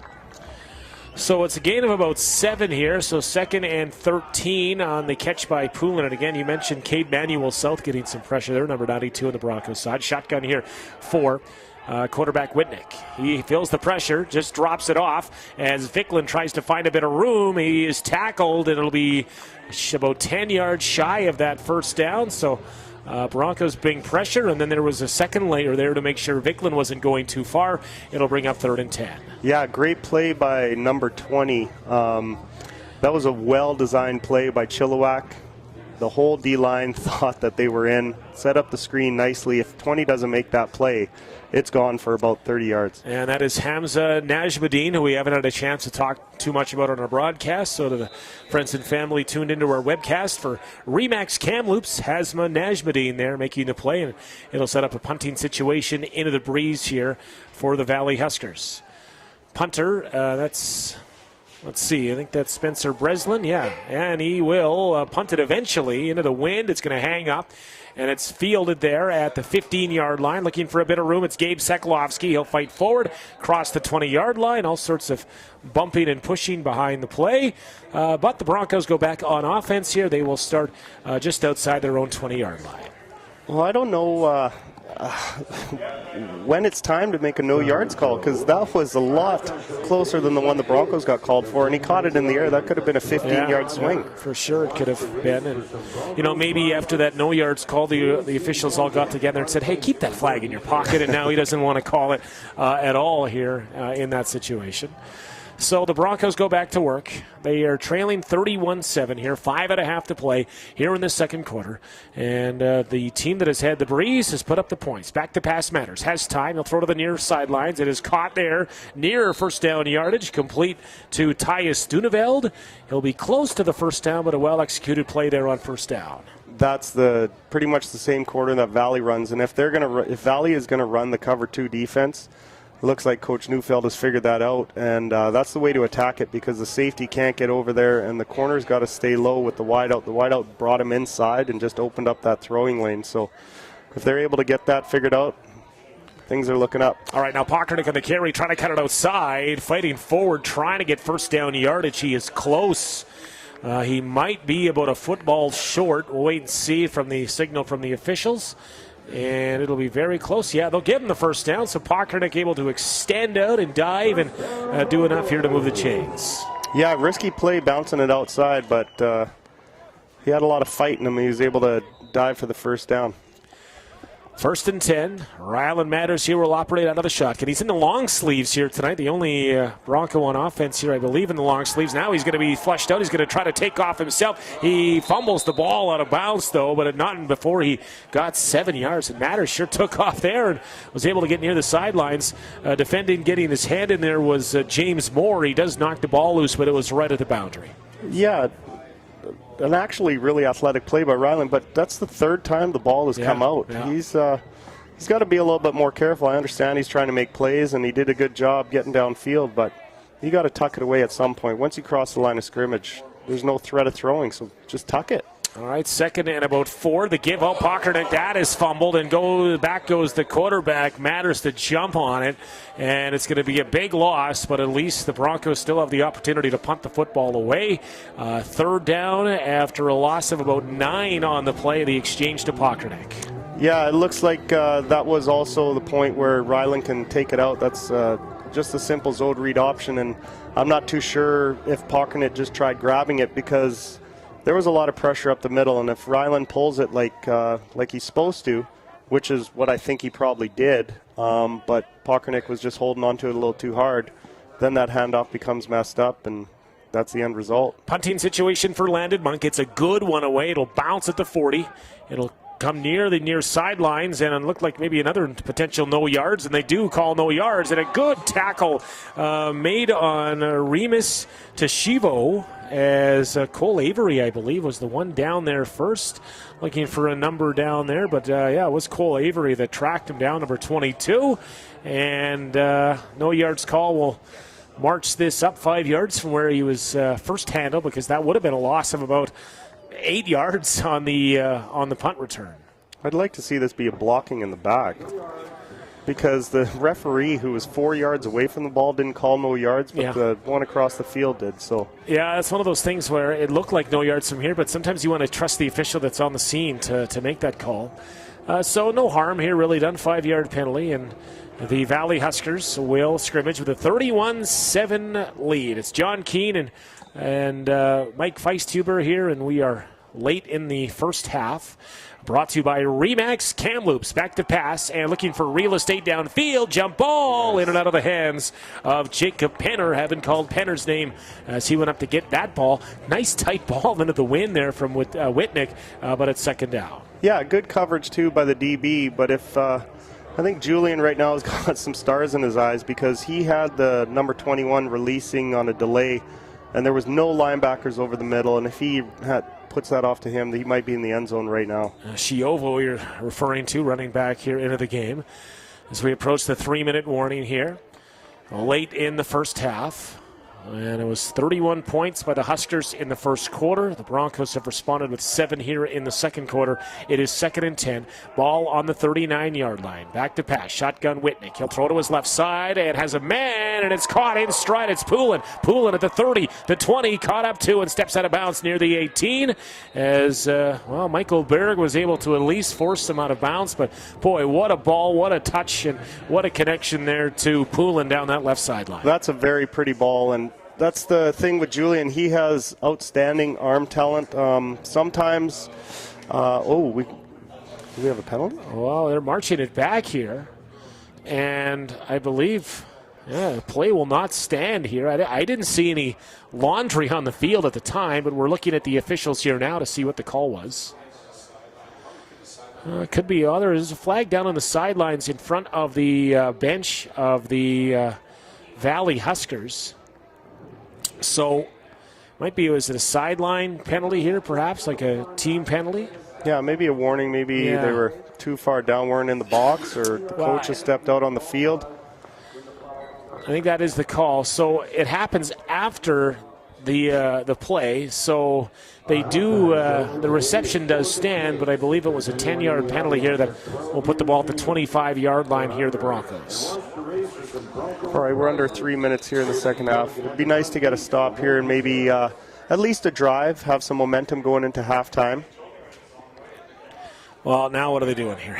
Now they're going to spot it at where? All right, the 27-yard line or so, 28 even. And now the Broncos, you mentioned, Mike, have to make the stop on offense here. Don't believe we'll see any field goal attempts here at this stage here, but we'll wait and see how it all plays out. It'll be 1st and 10, Valley, at the 28-yard line as they try to sort out the sideline penalty.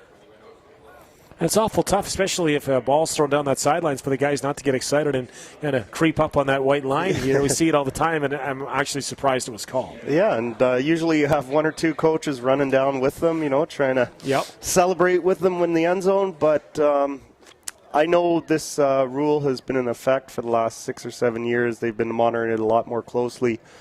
There have been coaches and players stepping out on the field, and it's always a point of contention between the refs and the head coaches, and as long as the communication between the refs and the coaches is there, then it shouldn't be too big of a deal.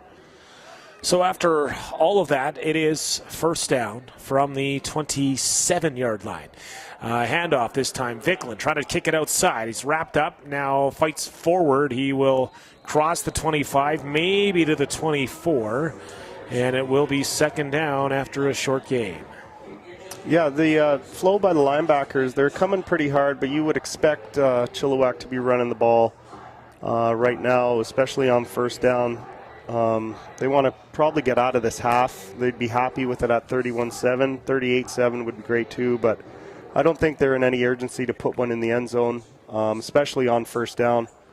It actually looks like they have a couple of their backup receivers in right now. There's no Dick or Poulin on the field. 4 receivers lined up to the right, passing now. It's caught, and it'll be short of a first down. Nice wrap-up tackle there on the completion to Nathan Desnoyers, the wide receiver. Apologize to Nathan's family if we didn't get the pronunciation right on Desnoyers there. But it will be third down here, and that's probably really a gain of maybe 4 on the play. Yeah, that was a great tackle. You could see the receiver was trying to slip it back inside, and number 34 for Kamloops was flowing pretty hard, but he broke down and was able to wrap him up, and he was going nowhere. So, we will have a field goal attempt here. I'm a bit surprised here, but lining things up will be Spencer Breslin, and this will be about a 26-yarder, so you might as well play it by the book, even though in a 31-7 game. And we'll see if Breslin can put up the first points into the win. Snap is good. It's up, and it is. Did that get through? It did. That was an ugly duck of a kick, but it just gets enough over that crossbar and put up 3 for the Valley Huskers here late in the first half. Yeah, we'll take that as a moral victory for the Broncos. They're able to stop them, especially after the big play to Poulin. There's still 1 minute, 48 seconds left. They're going to take the ball, I believe. Oh, are they going to kick it? No, they're going to kick it. Yeah. Well, so they should have good field position. I understand why you do kick it, yeah, because, you make them kick it into the breeze. And I would reckon to guess you should get better field position than the 35-yard line. Hopefully. And there is a lot of time here in the clock here for the Broncos to try to string some plays together. And they'll kick it off here from the 45. Yeah, I'd like to see them come out in a short passing game. I do believe that if they get one completion on first down, knowing Coach Neufeld, that he'll probably start up a no-huddle offense because Chilliwack's going to be kind of loose in their coverage. There should be some hitches, some slants, some quick outs available. Use the sideline, get out of bounds, keep the defense on the field. Don't give them any time to kind of switch everything up, and just try to put another 7 points on the board. All right, it's kicked off. Fielded there by Pockernick at his own 15-yard line. Pockernick up the middle here, and he is tackled at about the 33-yard line. Maybe they wanted to get Andrew Pockernick more yards here on the kick return here. The league leader in that category turned out to be actually a net loss of 2 yards from what would have been the 35 as they'll scrimmage first and 10 here from the 33. Yeah, so the short side of the field right now is going to be Ryland's friend. Let's see some 3-step drops. He's got 2 running backs in there. Maybe they'll swing them out, open up the middle of the field, have the 2 slot backs come across. All right, so it is a shotgun here for Matters. He is back to pass. He has lots of time. Now he'll work to his right. He'll throw, and it is underthrown. As he was looking for the receiver on the play. That was Garrett Krzyzanowski, and it'll bring up second down. Yeah, they were looking to go to Salipa on the corner, but with the cover 2 look, the corner dropped back as well, so there was no window to throw it in. If they would have had that receiver hitch up at 6 yards, he was wide open, but they brought him across the field, and he was there, but... All right, so it is second down. And Matters, he'll roll to his right. He'll pass. He is an open receiver. It is caught. Now near midfield, stepping out of bounds. Nice little play there. That was Tim Salipa this time. They connect, and it's a big gain of 22 and a big Bronco first down. That's a smart play call by Coach Neufeld. He got the quarterback out of the pocket on a rollout. He only had 1 single receiver there with 2 coming across the middle from the backside. The wideout pushed him deep. It's kind of given the fade threat and then dropped it out on a comeback. That's a smart play call. Midfield, minute and a half left, plenty of time. All right, and the clock stopping on the out-of-bounds play here as well. So back to pass goes Matters. He'll look to his left this side. Pressure comes. He throws it up. He was hit as he throws, as he was thrown, and he is taken down to the turf. That ball was short this time, looking for Tim Salipa on the near side, 2nd and 10. Yeah, that was actually Coach Reese won that battle against Coach Neufeld. He blitzed 2 guys from the wide side of the field expecting the rollout. And he's rolling out to his left, but he throws right-handed, so he's got that's a very difficult play because he's got to set his feet and turn his shoulders, so it doesn't always work out the way you want it. 2nd and 10. Here comes the pressure by Valley, thrown on the right side and way overthrown, maybe just throwing that ball away with the pressure, and again Matters is taken down as he throws that ball. It'll be likely a punting situation. Out comes the punt team, led by Landon Monk, 3rd and 10 near midfield. Yeah, you got to give some props there to Coach Reese. I mean, I was thinking they'd be backed off and just letting them chew up some time. Although the DBs were back, he was bringing the house with the backers and the short side halfback, and Ryland was unable to step into that throw. So Monk standing just outside his 40-yard line, call it the 42-yard line here or so. And a punting situation late here in this first half. Oh, is there a flag? Yeah, that's a high snap. Monk will handle it. He'll punt it away, and it's a good booming punt that bounces here. It's eventually tracked down by Remis Chiovo, and he is out of bounds. Now, an offside flag would make that 3rd and 5, but it was a great punt and great coverage there by the 9-yard line was where Chiovo went out of bounds. I think you just take the punt in the situation. Yeah, I think you have to decline that. 3rd and 5 isn't going to make that much of a difference.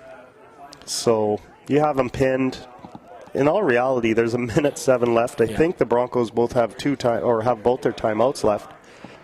And Chilliwack would be kicking into the wind. If they can get 2 solid defensive plays here, they might be able to win this field position battle and start on the 40-yard line, 35-yard line, and go in for a quick score or put a field goal up on the board. I'm unsure of how their field goal kicker is, but well, we not called upon too much this season here as of yet, but I can tell you this: I think if Valley can get 1 first down, they'd be happy just to kneel it out here probably with this big lead and into the wind.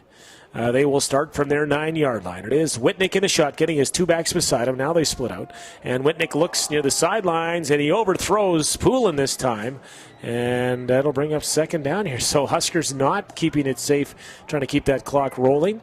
They look to their go-to guy, Poulin, and it's 2nd and 10.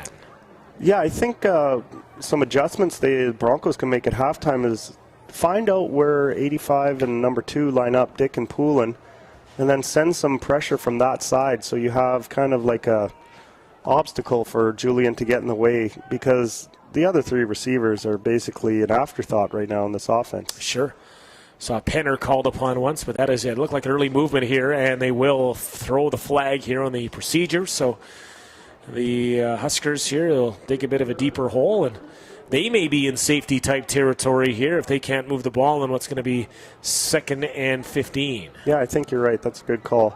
But on that last defensive play, they had the short side safety roll over top right over Dick, which I really like. Now, if they're able to bring that same outside linebacker on a blitz, then that's really going to throw a kind of like a monkey wrench in their plans. And I think that's a halftime adjustment that the Broncos should make, because the run defense has been all right. The other 3 guys aren't doing much. It's just these 2 guys. And if you're able to push the defensive end upfield, have the tackle go out with them, and then bring a linebacker through that guard tackle gap, have a safety over top spying the 2 of them, especially on that corner, have the corner and the halfback play off at about 4 to 6 yards, kind of read and react rather than trying to jam them up right away. I think you might be onto something with these guys. They're resetting the game clock here, and it was at 59 seconds, but I think they're going to actually add some time to the clock here. I believe the clock was running, so yeah, they took 2 seconds off. So sometimes it takes 5 minutes to put 2 seconds on the clock, but here's where we're at now. And it'll be a 2nd and 15 situation here. Never rule out the Valley Huskers on 2nd and long here before we talk safety. Back to pass. Whitnick in from his own end zone. He'll look to his left. It is caught. Complete, fighting forward to the 15, to the 16. And that will be a bit short of the yards required. About 5 yards short or so. It'll bring up 3rd down. And here comes the punt team here for Valley. Yeah, I'm going to have to think you're right. They should probably take the safety here. Although you just gained about 11 yards or so on that last play, so maybe that gives your punter enough room here to operate here. We'll wait and see. All this with 53 seconds. We know this. You ask what are some of the longest stretches in sports, and you probably would say the Canadian rules inside of 3 minutes of a football game. Oh, it's, you know what? When you watch the NFL, there's 2 minutes to go. That's probably the most boring time in sports, especially if there's a 10-point, 14-point game. But I mean, even growing up as a kid, I can remember games where the BC Lions were coming back from down 17 with 3 minutes left. Yeah, oh yeah, big time. I mean, 2 and out, and you get the ball right back. I believe the BC Lions were my very first football game I was at. The BC Lions moved the ball 70 yards with 0 on the clock in Saskatchewan against the Rough Riders because Glenn Suter took 3 straight pass interference calls, and Matt Dunnigan was able to sneak that in from the 1 yard line for the game-winning touchdown. So that was a great experience in a very first CFL game. We had an injured Bronco here, by the way, coming off. Sorry, Mike. Looks like it is, I believe the number we see here is 56, but I don't see a 56 on my roster here this evening. So we'll have to get it, looks like an arm or a shoulder. Yeah, it looks like a shoulder might be out. Look good at all, yeah. Oh. Well, let's see. Might be okay now. Right in front of us here, he kind of just needed a bit of a break here, and quickly looks like he's all right. I wish I could tell you who that is back home, but he looks to be fine.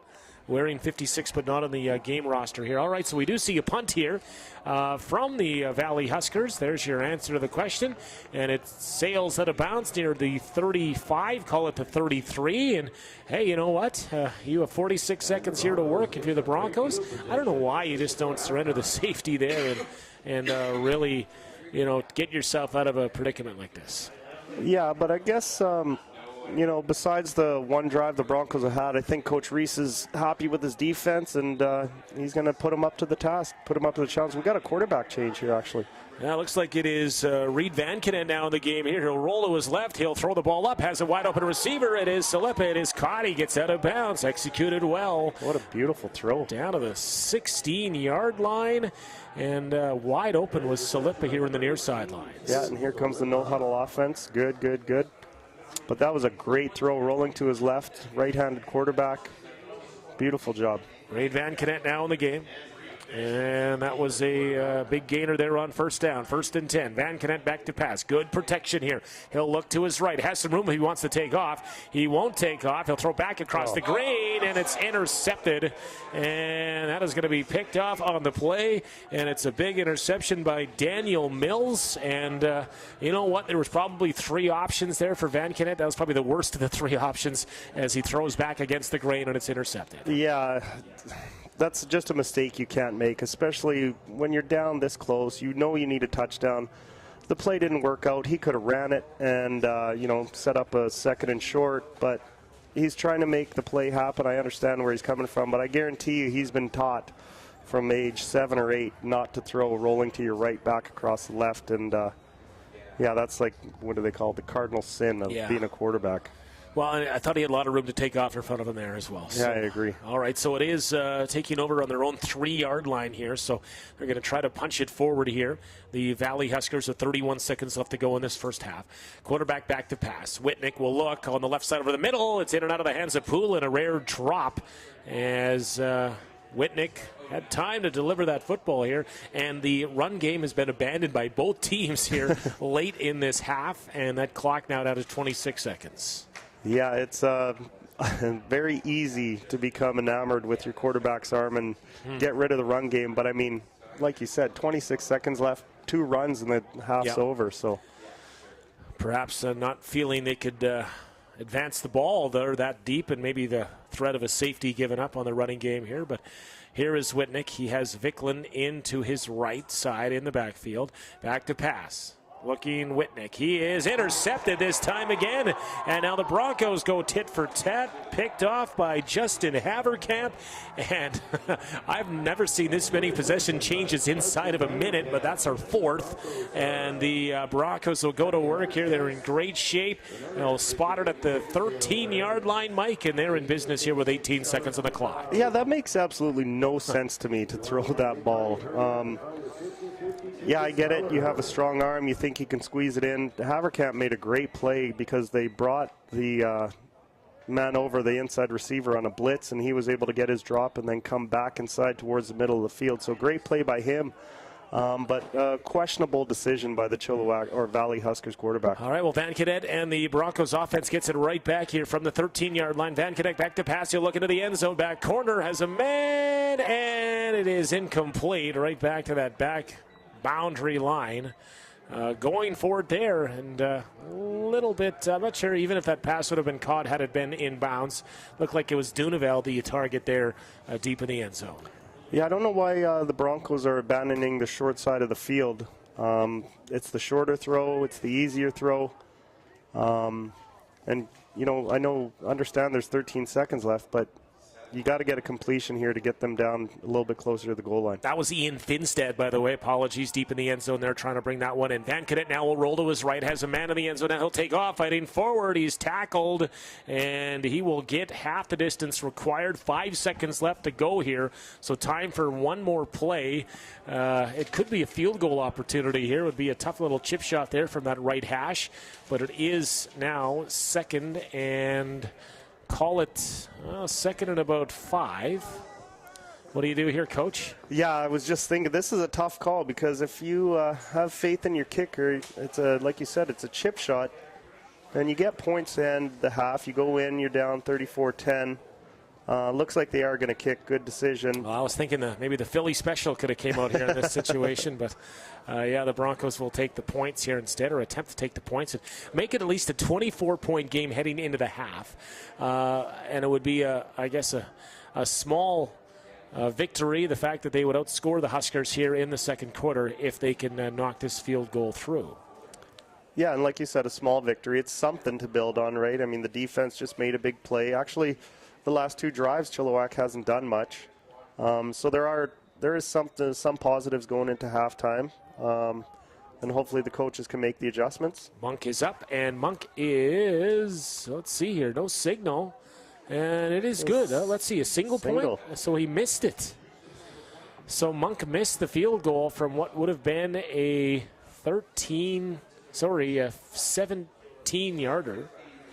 And single goes up here with a single on the time clock as well. 1 second left to go here in half. That was probably the worst thing that could have happened on that drive, but... Well, that or hit an upright and the ball is dead. I mean, that as well wouldn't really play very well. So Monk misses from chip shot range. From that right hash, we knew it would be a tough field goal to kick from that spot, given the length of the kick. Yeah, it is, and you know what? It's always hard to find excellent kickers at the junior level, because if you're a pretty good kicker in high school, you're usually snapped up by the CIS right away. So, yeah, it was a tough kick, tough angle, and hopefully, you know, moving forward, he'll be able to hit a couple of those in this game and ultimately get them the win, hopefully. Well, Whitnick takes the knee and from the 35-yard line, so that will end the first half of football. It was a 31-point Huskers first quarter that has really set them up well. They have a 34-8 lead here to halftime, and we will be back for the second half. John Keane and also Mike Feisthuber here. We're brought to you by Remax Kamloops here from Hillside Stadium. We will be back for second half kickoff. Locomotive Lager, a Handcar ISA, or a Hey Y'all Iced Tea.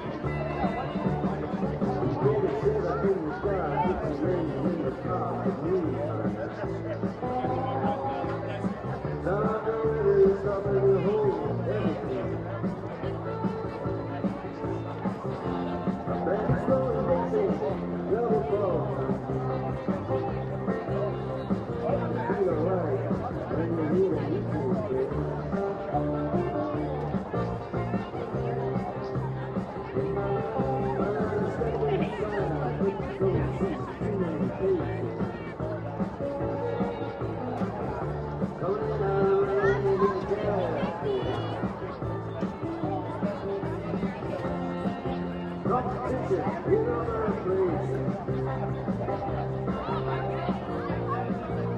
Holmes is going down south.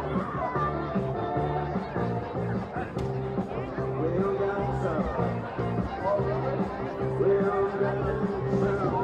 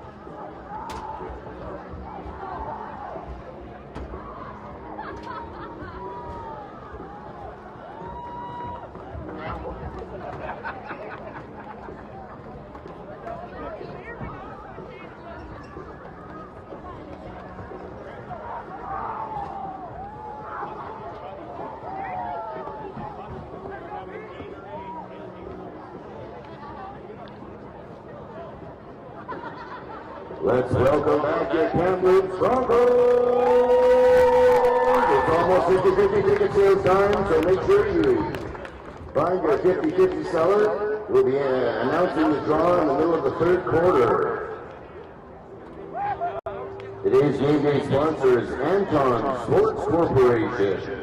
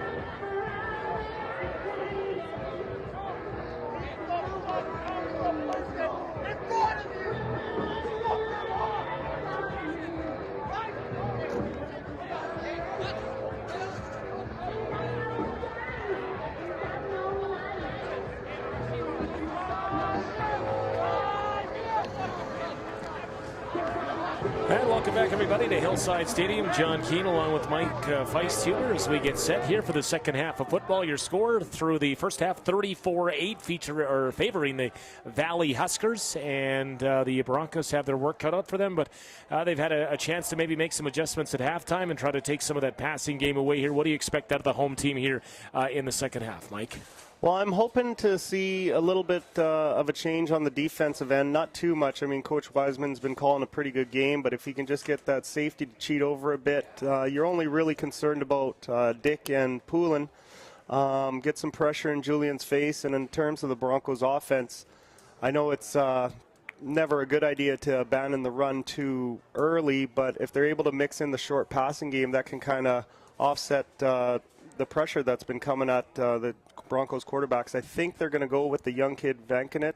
Looks like he was warming up there on the sideline, and maybe he can jumpstart the offense, get a little tempo, get some energy in, and swing this young team around. Let's get a stop right away. Chilliwack's got to go into the win, so... Ball is kicked off, and it is fielded there at about the 25. Get to the 30-yard line. We have a late flag here down as well, but the... Valley Huskers here will be starting probably deeper in their end zone here. We'll wait and see what the flag is. They are going into the wind, but they have the ball here, Mike, here to start the half. Well, I hope this one gets called on Chilliwack, but yeah, it's going to be against the Broncos. What happened was number 2, or maybe they are marching them back, but number 2 for Chilliwack Poulin, or Valley, sorry. Poulin actually had a low block in on number 34 as he was running down the field, and when 34 got up, he just gave him a shot, and you're not allowed to go below the waist on the kickoff team, so I don't know how the ref missed that one. All right, well, it does move it here up until the, let's see, the 41 to 42 yard line. And that's where Valley will start into the breeze. The only points into the win so far has been a field goal, and that was Valley back in the first half. Valley, of course, coming off that 38-17 victory 2 weeks ago. All right, here is quarterback Whitnick back to pass. He will hand off this time. And fighting forward and maybe getting 3 or 4. That is Vaughn Richardson, and he's been getting some of the duties here. He's getting a good fair share of the running duties. There hasn't been much on the ground here from either team so far here tonight. That's a gain of about 4 for Richardson. Yeah, I like the play call there. I think Coach Wiseman might have made an adjustment at halftime and told the backside linebacker to rush from the backside when he sees the tight end on the front side, because that's the second time we've seen the tight end there with the jet sweep, and he was able to track him down this time. All right, so it's 2nd and about 6 here, and Whitnick in a shotgun. He'll look to his left. He'll throw there as well, and it's caught again, Poulin. And Poulin will take this inside the Broncos 45, stepped out by the 46 or so, and it's a big first down here for Valley coming out here out of halftime. Yeah, that's the 4th time they've completed that pass. What they do is they take the wide out, and he runs a hitch at about 6 yards, which brings the corner up, and then the slot back runs an 8-yard corner route towards the sidelines, and the safety can't get over there. And I mean, the halfback's got inside leverage, and it's just an easy pitch and catch. Nose of the football at the 45 of the Broncos. This time a handoff up the middle. It's Richardson again. He will power forward and get likely 7 here on first down. So Valley mixing things up here, coming out in their first possession of the half. Yeah, that's a nice, powerful run. Like you said, about 7 yards. He's able to establish some sort of inside run game. Right now, Chilliwack, I keep calling him Chilliwack, but Valley's established himself offensively to come out of the half. And they will go 2nd and 3 now from the shotgun again. Whitnick, he will hand off, and lots of room this time for Richardson. First down and more as he gets about 11 on that carry and a first down. That'll move the chains here early in this third quarter.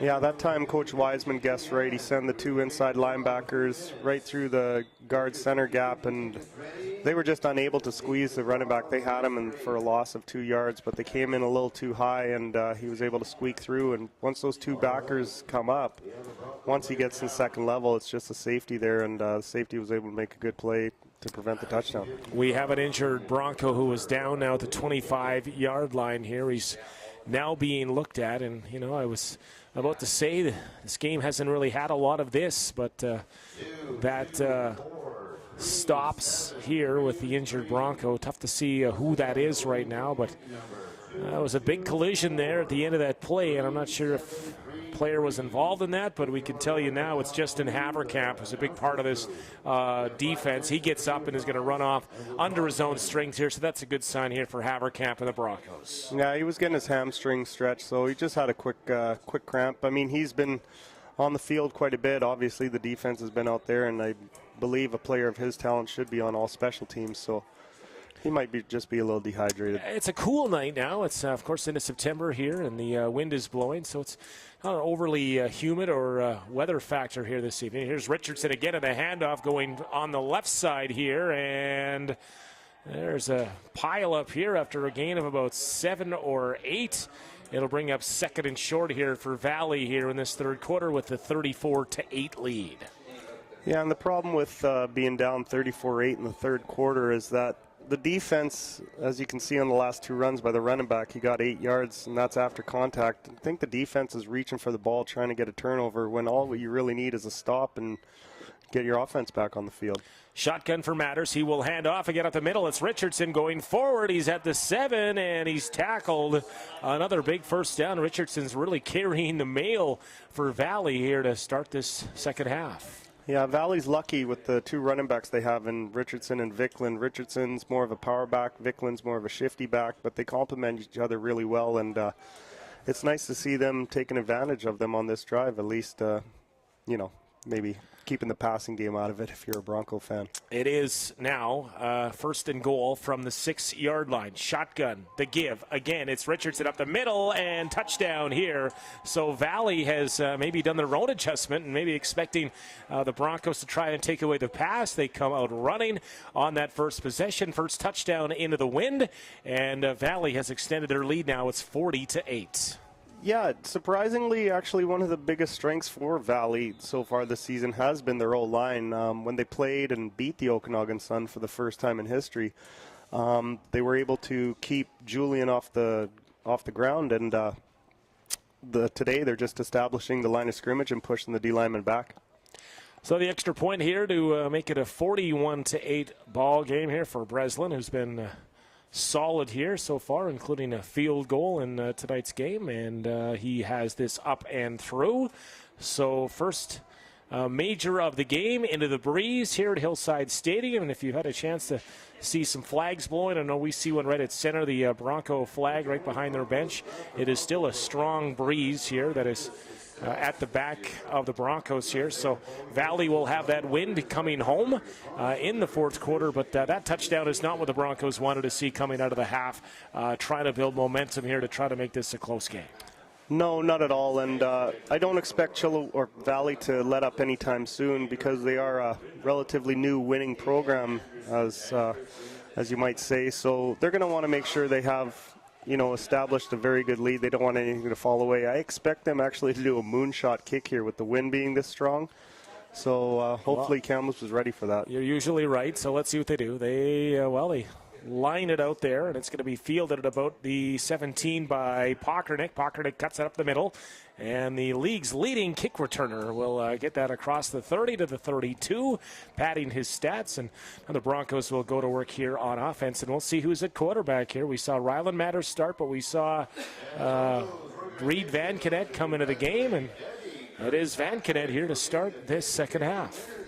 Yeah, he had a tough start in his first BCFC football game, and they put him back to the bench, and sometimes that's the best way to get some experience is just by watching the game from the sideline. So let's see what he can do. I mean, there's really no pressure on him right now. They're down 33 points, so hopefully he just slings it. Well, he gets a free play here, and it's a handoff after the what looks like an offside call. Pockernick gets about 9 on the carry up the middle, so a little change in cadence, caught Valley jumping. About a couple of their players stepped offside by the looks of things here, so tough call here. Do you take 2nd and 2, or do you take 1st and 5? This one's tough, and I know just for me, from my last little experience coaching here, I was always concerned about getting my guys some yards for their stats. So, an 8-yard run is an 8-yard run for a running back, and he doesn't want to see it wiped off the books. But 1st and 5 is probably the smarter play to go. All right, well, they'll take 8 off the board for Pockernick, who actually enters this game. Andrew Pockernick on the season He is third in rushing yards entering the game at 186 in the season. Keegan Vickland sixth in rushing yards. Valley's, of course, as you'd imagine, the top two receivers in receiving yards entering this game. Anthony Dick was number one. Brandon Poulin is number two. Now we got a trouble with the snap, and Pockernick picks it up, and he is going to be buried here. So much for 1st and 5, and we have a late flag thrown into the mix as well. And Pockernick is down and shaken up on the play. Did he take a late hit in there? Tough to say. Yeah, I didn't see it either, but I mean, it seems with this young Broncos team, there's nothing that can really sustain itself with the offense. And I mean, 1st and 5, you get a fumbled. You know, you took away 8 yards, it could have been 2nd and 2. I'm not second guessing that decision at all. That's a smart play, but you know, 1st and 5, you're looking at an easy first down and keep moving, and then all of a sudden the snap goes wrong. So. Well, it was an unnecessary roughness call against the Valley Huskers, so that will move the chains. Didn't catch the number on the penalty, but it is a 15-yard penalty, and that is going to be a big first down here for the Broncos here, trying to answer that Valley touchdown here to start the third quarter. Yeah, and the way the Broncos offense has been going, you're going to take the yards any way you can get it. You don't want anyone to get hurt, but I mean, now we got a first down, and you know, Van Knecht comes in, highly regarded from Winnipeg as well, so let's see what he's able to do here. And the shotgun, he is going to be out of the pocket. He's going to take off. He is caught up to, but not before he crosses the line of scrimmage and gets to midfield.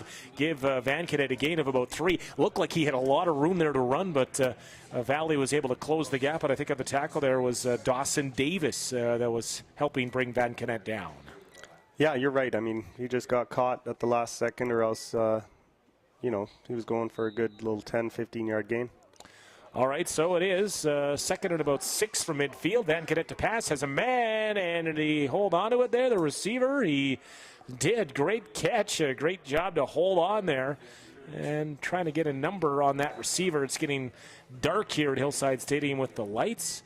That might be Shamar Thomas on the grab. Shamar Thomas, and that was a gain of about...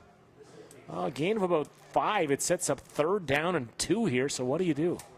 They're going to go for it. Yeah, it's a right play. I mean, if you don't get it, you're at midfield. Yeah. But let's see. And the give is up the middle. It's Pockernick with a big hole. He'll bust forward and move the sticks. He'll get 7 on that 3rd and 2. And some room opened up for Pockernick, so he did have that 8-yard run erased earlier this drive due to the penalty, but he is good there for 7. And now the Broncos are moving the ball. A good drive here down to the 43-yard line of Valley. Kamloops Remax, our sponsor here for this webcast here, the BCFC. Now rolling out his Van Knecht, running, looking for room. He's going to throw the ball up, has a receiver. It's caught. It is Salipa inside the 30. And Van Knecht able to spot Salipa. Looked like he was maybe just throwing the ball away as the pressure came, but he had Salipa downfield. Yeah, another nice throw rolling to his left. Across his body. He was able to get it out to the sideline. Salipa dropped out of his... deep route, was able to come back to the ball, but I'd like to see them take advantage of this Salipa kid. He looks like he's quite an athlete. He's got size, and he's been matched up against one of the smaller DBs on Valley. All right, now Van Knecht to pass again. He'll just screen it off, and that might, well, it's going to be an incomplete pass, but there's a flag here down near the line of scrimmage. As Van Knecht went to screen that off, it was incomplete, but the signal is that it is a penalty against Valley here to keep this drive moving. Yeah, this is a positive come out of halftime, have the young quarterback in and get a drive marching down into Valley territory. It's been helped by a couple penalties, but, I mean, the flags have been flying both ways, so that's to be expected. Well, it was a 15-yard variety. I think, did the quarterback take a late pop there? Did Van Knecht take a late pop? So 15-yarder here. And, yeah, all the way now inside the red zone. They'll spot it at the 15 as the Broncos look for their second touchdown of the night. Yeah, this is where you want to go one-on-one with Salipa out to the wide side of the field. Safety won't be able to get there. All right, back to pass. Van Knecht will look to his right. He has a man in the end zone, and now that pocket closes. Van Knecht now taking off up the field. He's going to be pushed out of bounds on a short gain. That's a long run for about a 3-yard gain from that left hash all the way to the far side of the field, the wide side of the field, and it'll be second down. Yeah, and that play right there just shows his inexperience. They called a rollout, and he really worked to get the edge. It wasn't set. If he was able to just pull up, he had Salippa on it about 18-yard out at the front corner of the end zone for a touchdown. But he's just trying to make a play, so don't fall to him there. Well, they give him that's maybe only a gain of about a half yard here, so it is 2nd and 10. And back to pass again. Now Van Cadet's out feeling pressure. He's going to get down, and he's sacked on the play. As able to get to him, there was Easton Montour, the linebacker. And Montour will make it 3rd down. And, well, do you kick the field goal? Yeah, out comes Landon Monk to try the field goal. And this will be about a 22, well, make that actually about a 25-yarder here after the sack. Yeah, he came just on a free release. The O-line all pinched down, looked like a 3-step pattern, but the coverage was not what Van Canet was expected, and with the linebacker coming free, there was nothing he can do but eat that ball. So actually, that was a smart decision by him, not try to force anything. So Monk from 25 from the right hash, missed from this spot earlier, but that is a nice kick up, and it is through. So tack on 3 for the Broncos, a good try. They march it all the way down from their own 30-yard line and put up 3. And Monk got a good kick there for the 3 points. It's now a 41-11 game. We're midway through the 3rd quarter. Yeah, there's some positives to take out of that drive. Pockernick had a couple nice runs, 8-7 yards. Nice little throw by Van Canet, rolling to his left. So let's see if they can build on that and get some positives going forward. Like I mentioned before, you want to take as many as you can because next week's a pretty big game. So out of all of this here, it'll be the Valley Huskers, of course, scrimmaging here from the 35. Valley will go into Langley next week here, so if this lead stands, they will be at 4-1, as well as Vancouver Island, and they will take on Langley, who's a bit of a surprising slow start to the season there. So a chance here for Valley to share the lead heading into next week into Langley. They will pitch it out this time. It is Vicklin. Vicklin now cutting back to the middle, and this time he's all wrapped up. So a lot of running for about a 2-yard gain as he looked left and then cut it back in the middle. It'll be 2nd and about 7. Yeah, I'm kind of confused as to what's going on over there in Langley. I mean, they handed quite a lopsided victory to Valley in week 2, and since then they haven't been able to really get back on track.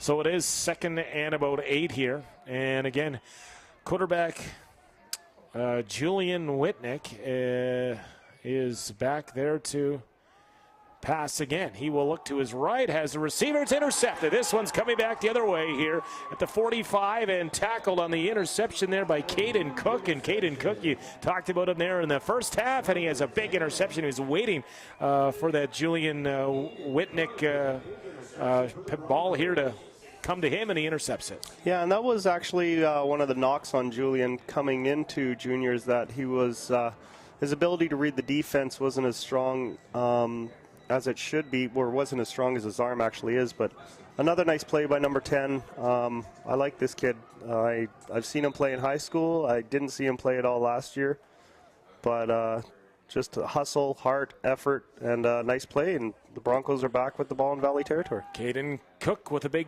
pick, and here's Van Canet rolling to his right, feels the pressure. Now he drops it off. It is caught and fighting forward. Is that Salippa? I think it is. Salippa on the far sideline will be near a first down as he caught that off his shoestrings, and will move the chains here. First down. Yeah, nice catch, nice pattern. He was able to suck the DB in. He got nice little post move and then broke it down and worked back to the out.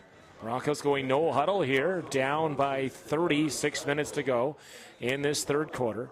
Reed Van Canet from the shotgun. He will play action, throw over the middle, and it's dropped right into the hands of the receiver there, and the play was Tyus Dunevel, but he couldn't grab it. That's a tough catch to make over the middle. You know that you're going to get hit there at some point, but you still have to bring that in there. Yeah, especially when Van Canet threw it that hard. I mean, he had him wide open, but you could see he had happy feet. He followed through with his fake, and he just wanted to get it out of his hands rather than just stepping up in the pocket. He just kept moving forward and forward and forward.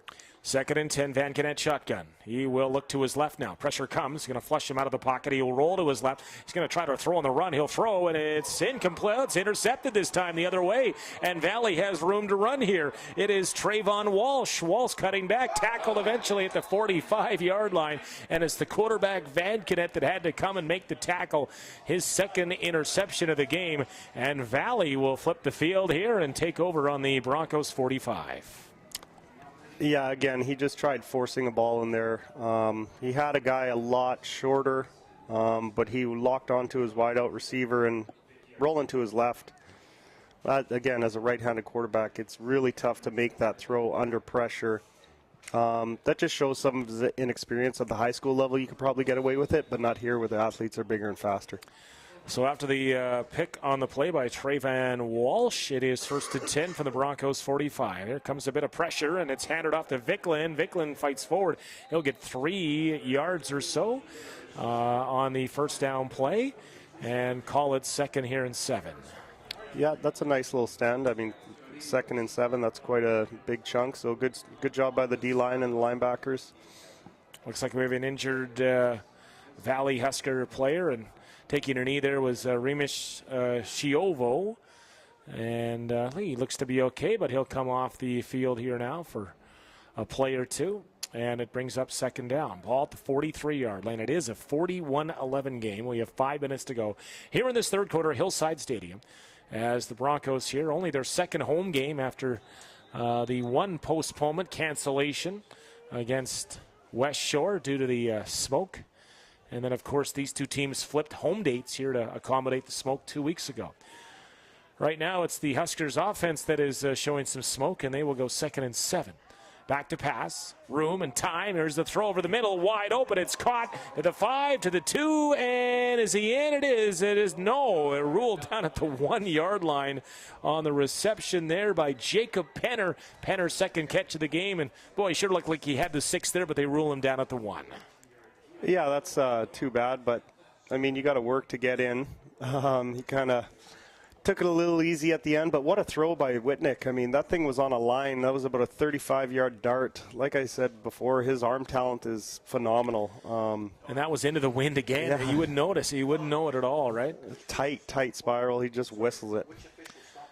So it is a 1st down and 1st and goal. And it is up the middle, and the give is to Vicklin, and Vicklin is in. And the Valley Huskers have their 2nd touchdown into the breeze, and they will add to their lead here late in the 3rd quarter. Pretty easy there, 1st and goal from the 1, and this level here, and Vicklin punches that in and makes it count. Yeah, especially when you've already established that Julian can keep and go up the middle too, so you know, you're not too sure. The linebackers can't really commit. Even though they're on the 1-yard line, you think everybody should be shooting gaps. You still have your responsibilities. And, yeah, like you said, it was pretty easy.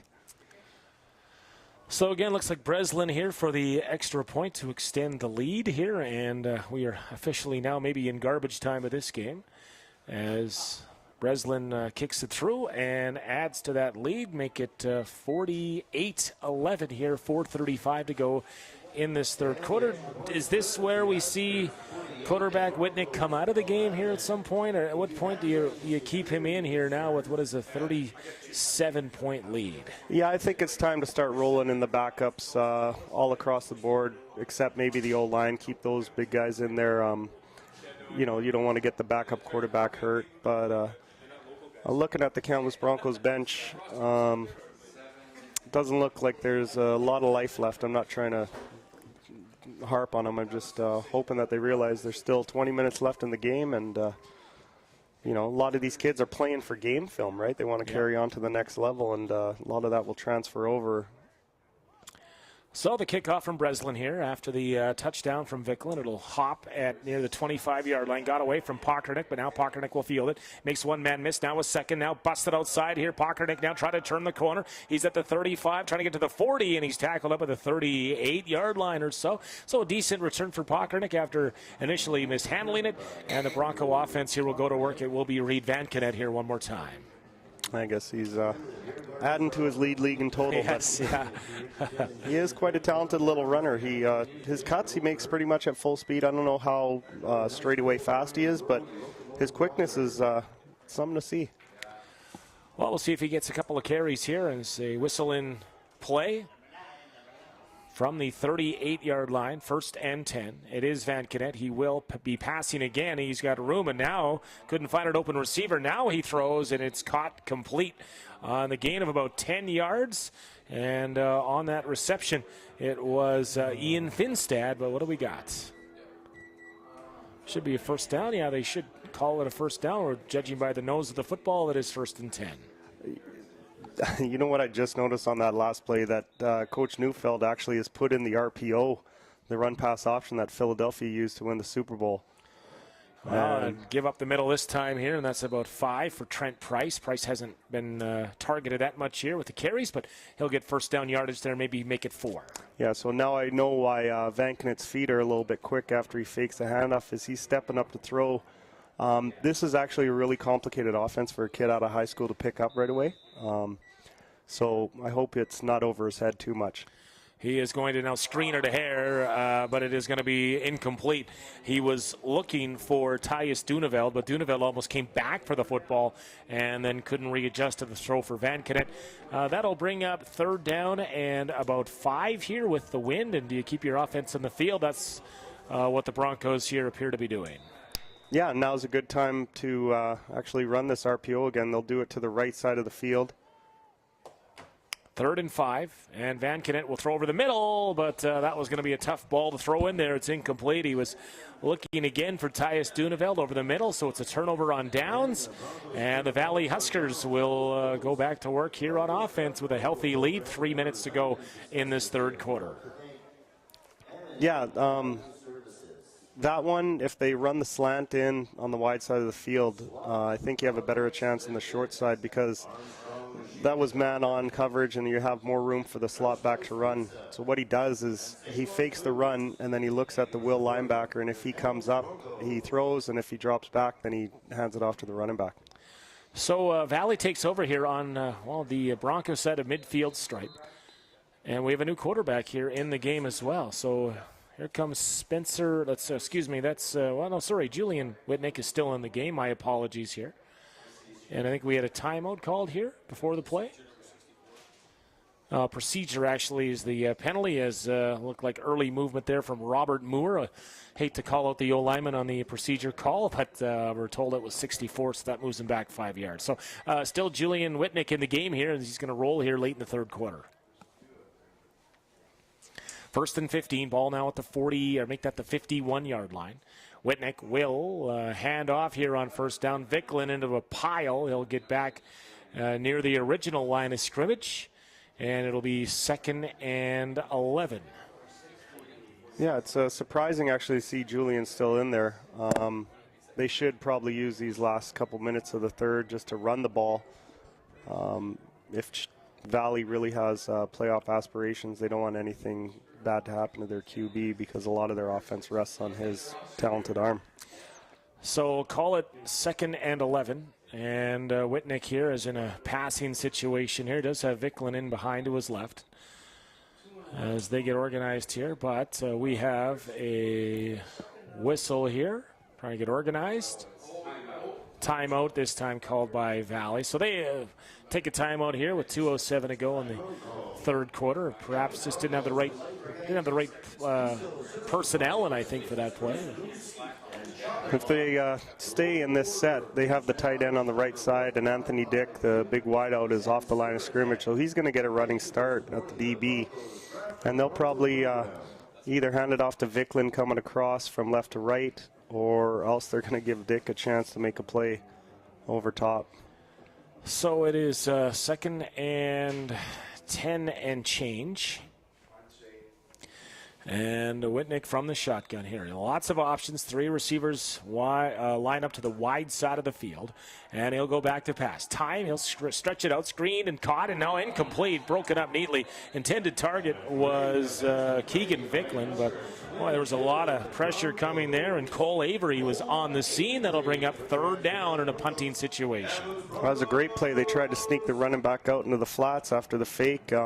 He had Dick push everybody deep, but like you said, Cole Avery made a great play. Good job by the defense. Wouldn't have mattered even if that ball was caught. Avery had him wrapped up there for no gain. And now a punting situation here. Should be decent field position here for the Broncos here as this punt will come into the wind. Of course, Valley with a big lead will be with the wind in the final quarter. So, punting situation, punter back at his 41. Breslin will get it off. It's a high kick into the breeze, a nice spiraling kick. It's fielded there, but it's going to be fumbled, and it's going to be picked up, and it's going to be a touchdown, but we have flags all over the field here. No yards was coming, as in there providing inside that 5-yard bubble was Josh Robinson. So, even though it was mishandled on the play by Gabe Saklowski, it turns out not to matter, the no yards call. Yeah, and that's a 15-yard penalty because he was going to catch it in the air, or at least it should be. Yep. Well, they're now discussing it here, but that should be 15. Saklowski, though, you know what? Those punts into the wind have a tendency to hang up and move away from you, so you really got to get your position. It's not like the NFL where you have to make a call on whether you're going to fair catch it or not. You have that 5-yard bubble. You have to be really aggressive, get up there and get underneath that ball. Yeah, you have to commit to it because, worst thing that does happen, if you drop it like that, it's no yards anyways, so just commit. So it does move the ball all the way to the 33, and the Broncos will go 1st and 10 here. And again, it looks like it's still Van Kennett there on offense or at the quarterback spot. Not sure what I think they're having an issue with the chains here before they get everybody organized. Looks like everybody's ready to go. Not sure the delay. It's John Keane and it's Mike Feist-Huber here for Remax Kamloops here on a Saturday night in Kamloops with the wind blowing at Hillside Stadium. Broncos playing, only one home game left after tonight. A little bit later on here in the season, but that'll come up September 22nd here is Saturday when they host the VI Raiders. That could be a big game for VI at that stage here. Back to passes, Van Kennett. He'll find his receiver. Caught, trying to cut back into the middle of the field. A play is receiver Tyus Duneveld, and Duneveld will have maybe 7 there on that 1st down. Yeah, and that's you have to take that because they are playing the cover 2. They're protecting over top. They're dropping their weak side corner to about 7 after the snap of the ball. So you're going to have that 4-yard completion because right now there's nothing over top of the defense. They're trying to keep you in front of you. So take what they give you, make them adjust. Obviously with this lead they might not, but 2nd and 4. The give is up the middle here, and Price will fight forward. Price is going to cross the 45, 46. He'll have a 1st down, and Price is able to move the chains there on that carry. Yeah, and the Broncos have a pretty similar running back kind of carousel with Price being the big guy like Vaughn and Pockernick like Vicklin. So I'd like to see both of them, split time a little more evenly because they both have their talents. Last couple of plays the Broncos will have with the wind here tonight. Shotgun here, Van Kennett. He will play action now, look to pass it off. Duneveld's not going to have much room there as he caught that short pass. He's going to be tackled for a loss. Right there to make the play was Josh Robinson. He was in the backfield awaiting that reception from Duneveld, and it'll be stopped for a loss. Yeah, and once again, that's another example of the inexperience of Vanikit. He had no need to move the pocket. He should have stayed in there and given it more time. All right, final play, 3rd quarter, penny to penalty. Lots of time for Van Kennett now to pass. Now he's going to be flushed out of the pocket. He'll look to the left, gets around one. Now he's going to cut up and look for some room, and he's going to be shoestring tackled back at the original line of scrimmage, so a gain of about 3, and that'll do it for the end of the 3rd quarter. And your score through 3, it's the Valley Huskers 48, the Kamloops Broncos 11. Two teams will flip the field here, and it'll be interesting to see how these teams approach this 4th and final quarter. Yeah, what I would kind of like to see is having the playbook kind of pared down for the young kid. The game looks a little too fast for him right now. He's not comfortable. When he is comfortable, he's in a 3-step drop, hitting, he gets to choose his side pre-snap read, drop it off, and make a quick decision. Once we have a little bit more of a play action or more time involved, when that pocket collapses, then his eyes move from downfield to on the old line, and it's kind of really taken the passing game out of it. So more 3-step for the young kid, and give him a chance to be successful. I do see Ryland Matters, the other quarterback, on the sidelines. He looks fine, so definitely not an injury situation. Maybe just trying to get Van Cadet some experience here, because they think they look at him as the quarterback of the future, coming out of high school here in his rookie season. So we will start the fourth quarter with a punt. And Monk is on his own 35, a high snap. He has to backpedal for it, and he does get it off, and it's a good punt. It'll be fielded at the 35 and able to shake one tackle. Now a second. That's Desmond Jeanson, and now he's overwhelmed and tackled at the 33. They'll give him forward progress, and the Valley Huskers will go to work on offense with the wind and with a healthy 48-11 lead. Yeah, the punt coverage has been great. That was a really nice play. They had him right away. He slipped the tackle, but all of the boys in blue were right behind him, ready to wrap him up, make sure he didn't get anywhere. We got a Bronco down. An injured player back on the Broncos side of center, and he's being looked at here. Hopefully he's all right, and I don't think they've realized the Valley offense is getting to the line of scrimmage here, but obviously some concern here for the injured Bronco here. That was behind the play on the punt, so I'm not sure what happened to him, but obviously, judging by the reaction here, the Broncos are very upset that there was no call made. You can see Coach Yamoka on the field here trying to get the officials' attention. Yeah, and you don't like to see this in a game where it's 48-11. Hopefully it doesn't get things, or doesn't boil over, so to say. What are you upset about? A late hit, perhaps, or just unnecessary roughness behind the play? Yeah, that's probably exactly what it was. I don't think there's any bad blood between these two teams. I know Bob personally, Coach Reese, and that's really not the type of thing he would, even instill in the back of his players' minds. And I know Coach Yamoka and the Broncos, they're not like that. They're a very classy group of individuals. So hopefully it was just, a mistaken decision by one of the Husker players. And they're going to stand him up here now, and now we can get a look at who it is. And it is Tim Salipa, who looks to be trying to get no weight on a left leg or left knee there at all, and he's being carried off the field. And sorry, not Salipa. I don't want to get that. Darian Pritchard is the injured player, number 19, excuse me. And Pritchard is going to go right on the trainer's table in front of us, and he looks to be in quite severe amount of pain. Actually, that is 18. I do apologize. It is Tim Salipa. That's a big part of their offense, and he doesn't look to be in great shape right now. No, it looks like a potential knee. With the amount of pain he's in, hopefully it's... Yeah, they're taking off his shoe, so it's not an ankle. All right, so first and 10 here for Valley. Give up the middle, and it's a gain of maybe 3 or 4. And now we get bodies coming together. We got a helmet off in the mix here as well. So the game's almost taking a bit of a back seat to Salipa's condition here right behind the Broncos bench.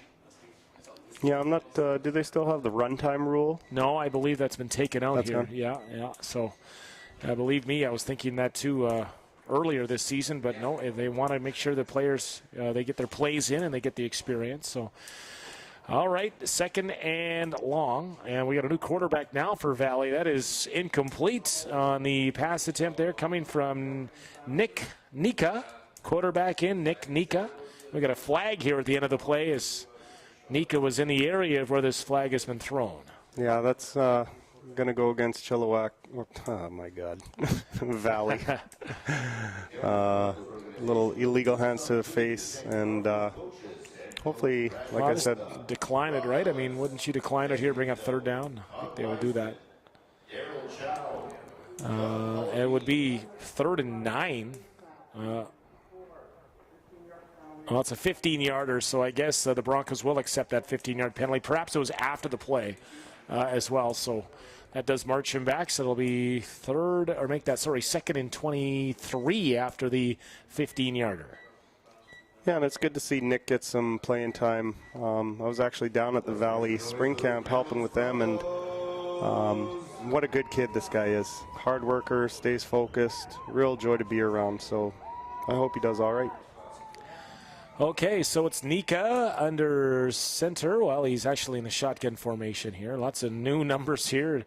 Looks like Valley's really switched up their offense here with a healthy lead, but now out comes the punt team. I think, you know what, they did rule that penalty after the play, so the down did hold. So it is third down now, actually, and it will be a punting situation into the breeze, and out comes Breslin again, Spencer Breslin here to handle the duties. So Breslin stands at about his own 9-yard line here. His clock does run. 48-11 is your score, favoring the Valley Huskers here. And seeing some second stringers coming to this game now.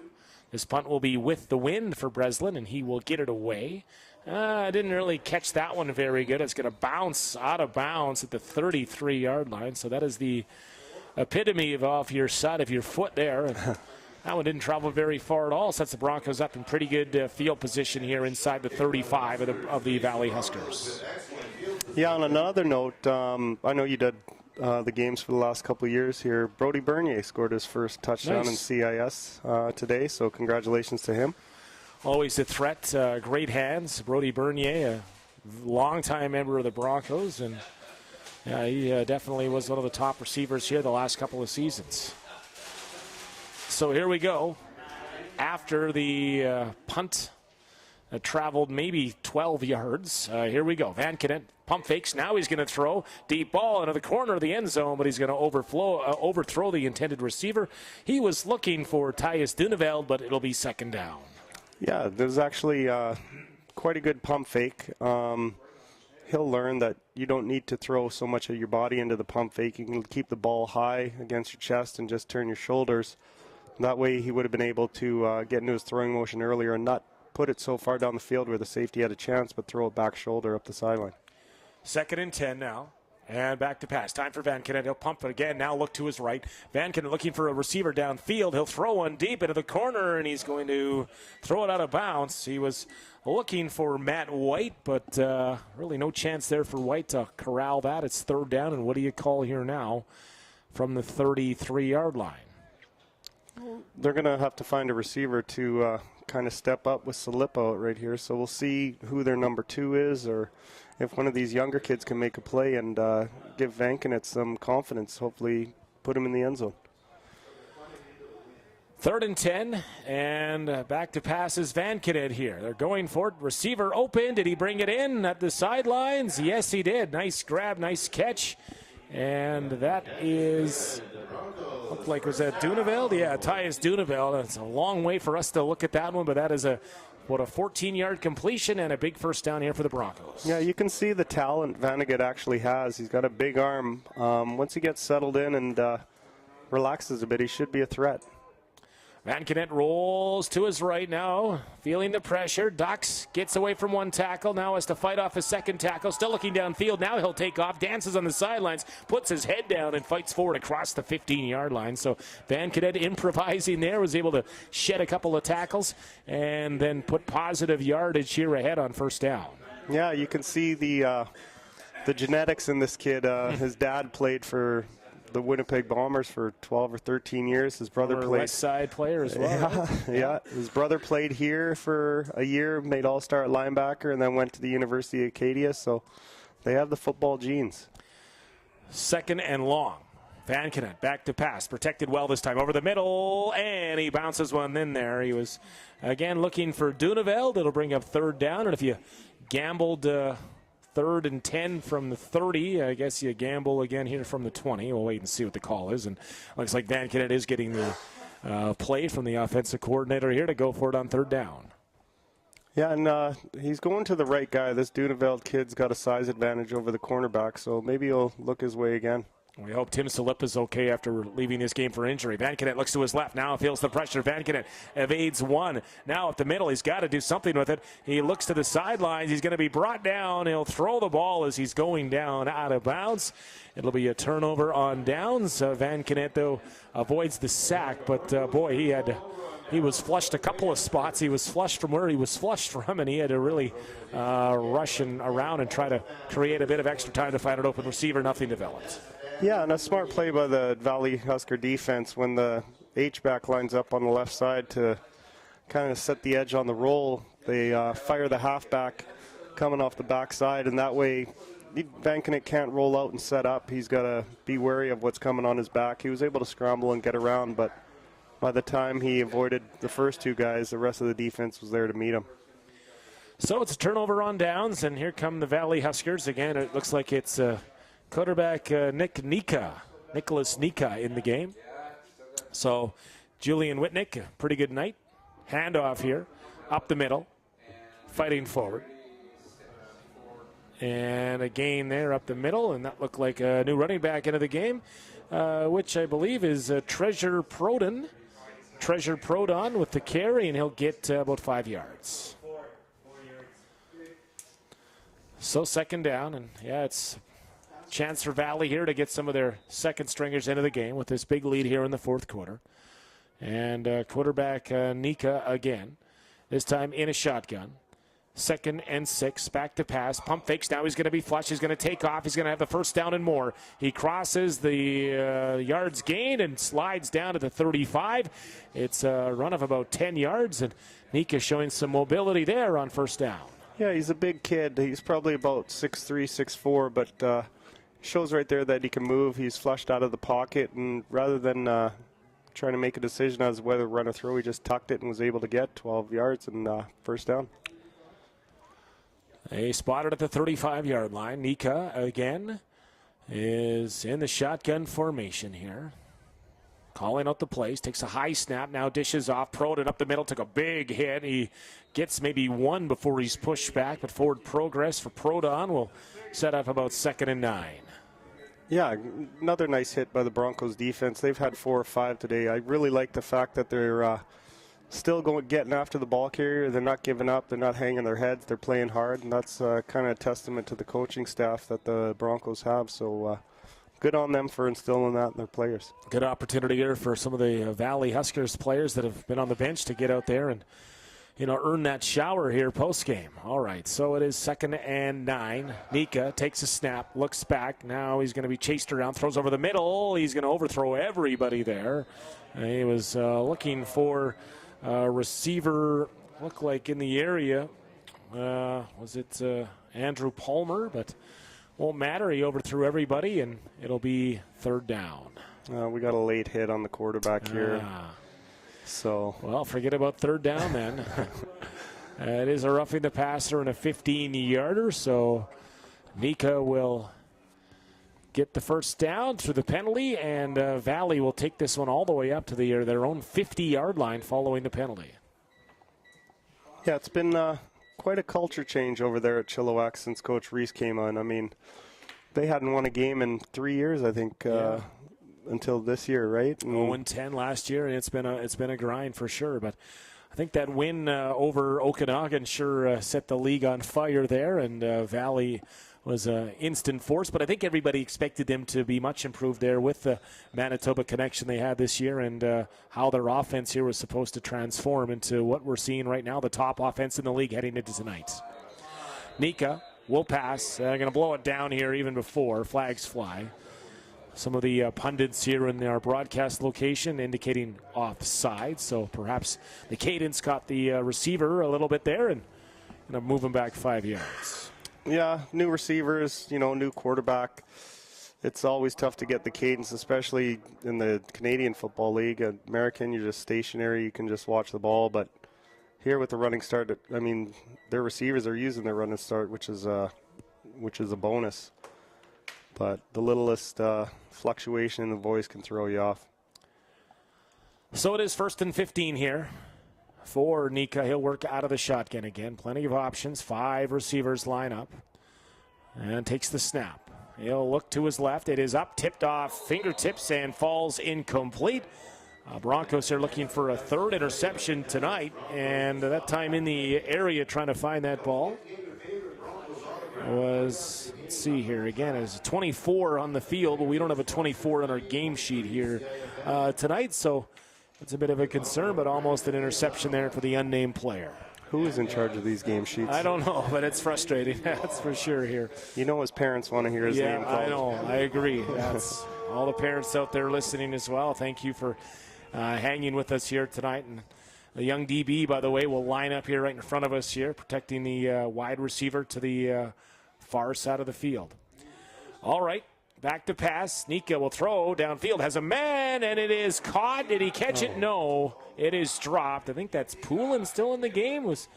Had his crack at it here, trying to get a number here. I think that was 9. All right, not Poulin. It would be Josh Robinson. No, that guy's a DB. I know that. So it's 8 maybe. Yeah, 9's just getting off the field. DeAndre O'Connor is the wide receiver, wearing number 8 tonight. And O'Connor, I'll be thinking about that one on the bus ride home. Probably should have grabbed that nice pass there from Nika. Yeah, there goes. There's some stats that just slipped right out of his hands there. You know, as a former receiver myself, you're always looking for the stats, even in a game like this. So it brings up 3rd down, 3rd and 15, and it is a punting situation here for Valley. So he'll protect their punter very well, and he will boom one here with the breeze. That'll bounce at about the 27-yard line. It's going to roll forward, picked up now by Pockernick, trying to bust it outside. Gets to the middle of the field, and he's brought down on the nice tackle and wrap-up jab there by Dawson Davis. And the Broncos go back to work on offense with 8:37 to go in the fourth quarter. Here in a bit of garbage time with Valley up 48-11 here in this matchup at Hillside Stadium. I was just watching the old line jog out onto the field to get started, and one of the things I miss most when I was here coaching is watching Derek Waldy go out to the huddle. It's always a comical little look, but he's a heck of a player, that kid. He'll do anything for this team, a true leader, and he's had a great career here, 5 years, been to a couple Lions camps, so good for him. Where's number 61? And now here's the give up the middle. A little bit of room here for the back, trying to twist his turn in there. Sam Hill. What in Sam Hill has about 8 yards on that one. Will bring up 2nd and short. A chance here for Hill to get some touches into this game with the score the way it is. Now he's trying to, all these young guys are just waiting for an opportunity to get into a game and show what they can do. Mostly they would have been the bell cow at their high school, so this is a chance here at least to get in here and get some touches. Yeah, and that's what they've practiced for. I mean, obviously they don't like the way the score turned out, but if they get the chance, they're going to seize it. Sam Hill got enough for a 1st down, so it is 1st and 10, and they will hand right back to him here up the middle. Hill up the middle gets good positive yardage on 1st down. He'll get near midfield. He'll get about 7. It'll bring up 2nd and 3. I like the way he gets skinny going through the hole there. You can see he's got some athletic ability because he doesn't really run so much through the line as more jump cut, and he's able to slither around and get through. I like the way he's moving. So it is 2nd and about 4, and they'll go right back to Hill here. Hill fighting forward, shakes a tackle and fights forward and should have the 1st down. Looked like he was going to be stopped about 3 yards short, but you mentioned how he got skinny there. He was able just to extend that run and move the chains here. It's a 1st down. Yeah, quite powerful. He was able to drag somebody. His jersey almost got ripped off, but the Broncos got to be impressed with what they've seen out of this kid so far. Ball down to the 51 of the Valley Huskers here, as Reed Van Kennett is just able to hand off that ball here. Now he has Pockernick in behind him. We'll see if they keep it on the ground here on 1st down. And they will give it to Pockernick here. Pockernick will fight forward, driving those legs, and he turns a no gain into about 4 yards. As Pockernick just able to fight forward. We'll see if Valley here just, they have some of their 2nd stringers in the game here as well. Big D lineman on the field wearing number 91. That's Harry Somerville. He's in the game here. And Valley here trying to just put this one away. Yeah, I'd like to see the rest of the bench kind of get up a little bit because the 2 running backs for the Broncos are working hard. Van Kennett now to pass. He'll throw. It is in and out of the hands of the intended receiver. And that'll bring up 3rd down. He was looking on the far hash, trying to track down Pritchard, Darian Pritchard, but it'll be third down, and I think you just keep on with the offense here on the field. Yeah, there's nothing to lose now. Just another play, more experience. May as well give it a shot. It's makeable, 7 yards. Yeah, and you're already on the Valley side of center, so back to pass Van Kenen. 3rd and 7. Rolls out, now goes forward, trying to fight forward for the first down. He should have it. As he gets to the 40, he needed the 39. And Van Kenen pointing like it's a first down, and he'll move the chains here and keep the offense on the field. Yeah, and I'd like to see, like I said, some 3-step drops for him right now. They got the the DBs on the short side of the field playing 7 yards off, bailing. You could hit number 81 here on a hitch, on a quick out, even a slant if you double it up with an out or a seam. You get Van Kenen some confidence. 5 receivers. The give, again, up the middle. It's Hill. Hill fighting forward. He got a flag here in the secondary after a gain of about 5. So, not sure what the flag is for, but obviously there was a little bit of bumping and rubbing going on there in the secondary. See what the call is. Nice face mask against the Huskers. All right, so that could be a 15-yarder if it is, and Broncos are going to take this into the red zone here. If this is the 15-yarder, they are moving it forward, and Broncos have one of their better drives here of the night here going. All the way now inside, well, just outside the 20, call it the 21-yard line. It's a first down. Van Kenen, Sam Hill in behind him. 3 receivers to the wide side of the field, 2 on the short. Back to pass Van Kenen. He'll look on the right side, short side of the field, the corner of the end zone. Caught, touchdown. Tyus Duneveld. One of the longest completions of the night for the Broncos. They're excited. They're on the board. Tyus Duneveld in stride on the pass from Van Kenen. Touchdown, Kamloops Broncos. Yeah, that was a nice play. I know this, I'm not even lying, but I was going to say they need to go on a fade here to this guy because number 20 of Valley had moved up to within about 5 yards, and he wasn't even on his heels. He was leaned forward. He was kind of like chomping at the bit. He might have heard that I said maybe run a hitch, and that way he was looking for a pick 6. But nice ball, back of the end zone where only the receiver could get it. And another positive for the Broncos to take into the film room. And they'll go for 2 here. Why not? So they'll keep Van Kenen on the field here on the 2-point attempt to try to get up to a score of 48-19. Van Kenen to pass for the 2-point conversion. Now pressured. Now feels the pressure, and he's going to be hauled down. He's going to be sacked. And 2-point conversion, no good. Score remains 48-17. Valley Huskers. We have 5:15 to go here in this fourth quarter. I think some congratulations are in order. I think that's Van Kenen's first CGFL touchdown pass. I believe you're right. Yeah, he had the last start. Ryland Matters had 2 touchdown passes last week. So, hey, good call. Yeah, as Mike comes up with that nugget, good job. Yeah, it would be his first touchdown completion. First of many to come. Yeah, let's hope so here for this young Broncos offense. And that one was he'll have a great story there because that was a well-thrown ball. Yeah, beautiful ball. Into the wind, and actually the wind has died down here. So finally this Kamloops breeze disappears with about 5 minutes to play, 5:15 to go here in this fourth quarter. Yeah, I'm not too, I'd like to see, I know Jesse, Coach Neufeld, he's been to a lot of high-level quarterback camps, and he knows the stuff when it comes to teaching quarterbacks. If he gets some more time with Van Kenen, he's going to turn into a really good one. I mean, Coach Neufeld did a great job with Colby Henkel. And this kid's very similar in stature, very similar in body type and arm strength. So, Coach Neufeld was able to take Henkel to the Rookie of the Year, and I believe he's now in York of U Sports. So York University, you're correct. Yeah, give Coach Neufeld a couple years with Van Kenen, and you're going to have a good one. So it looked like the Broncos were attempting an onside kickoff here.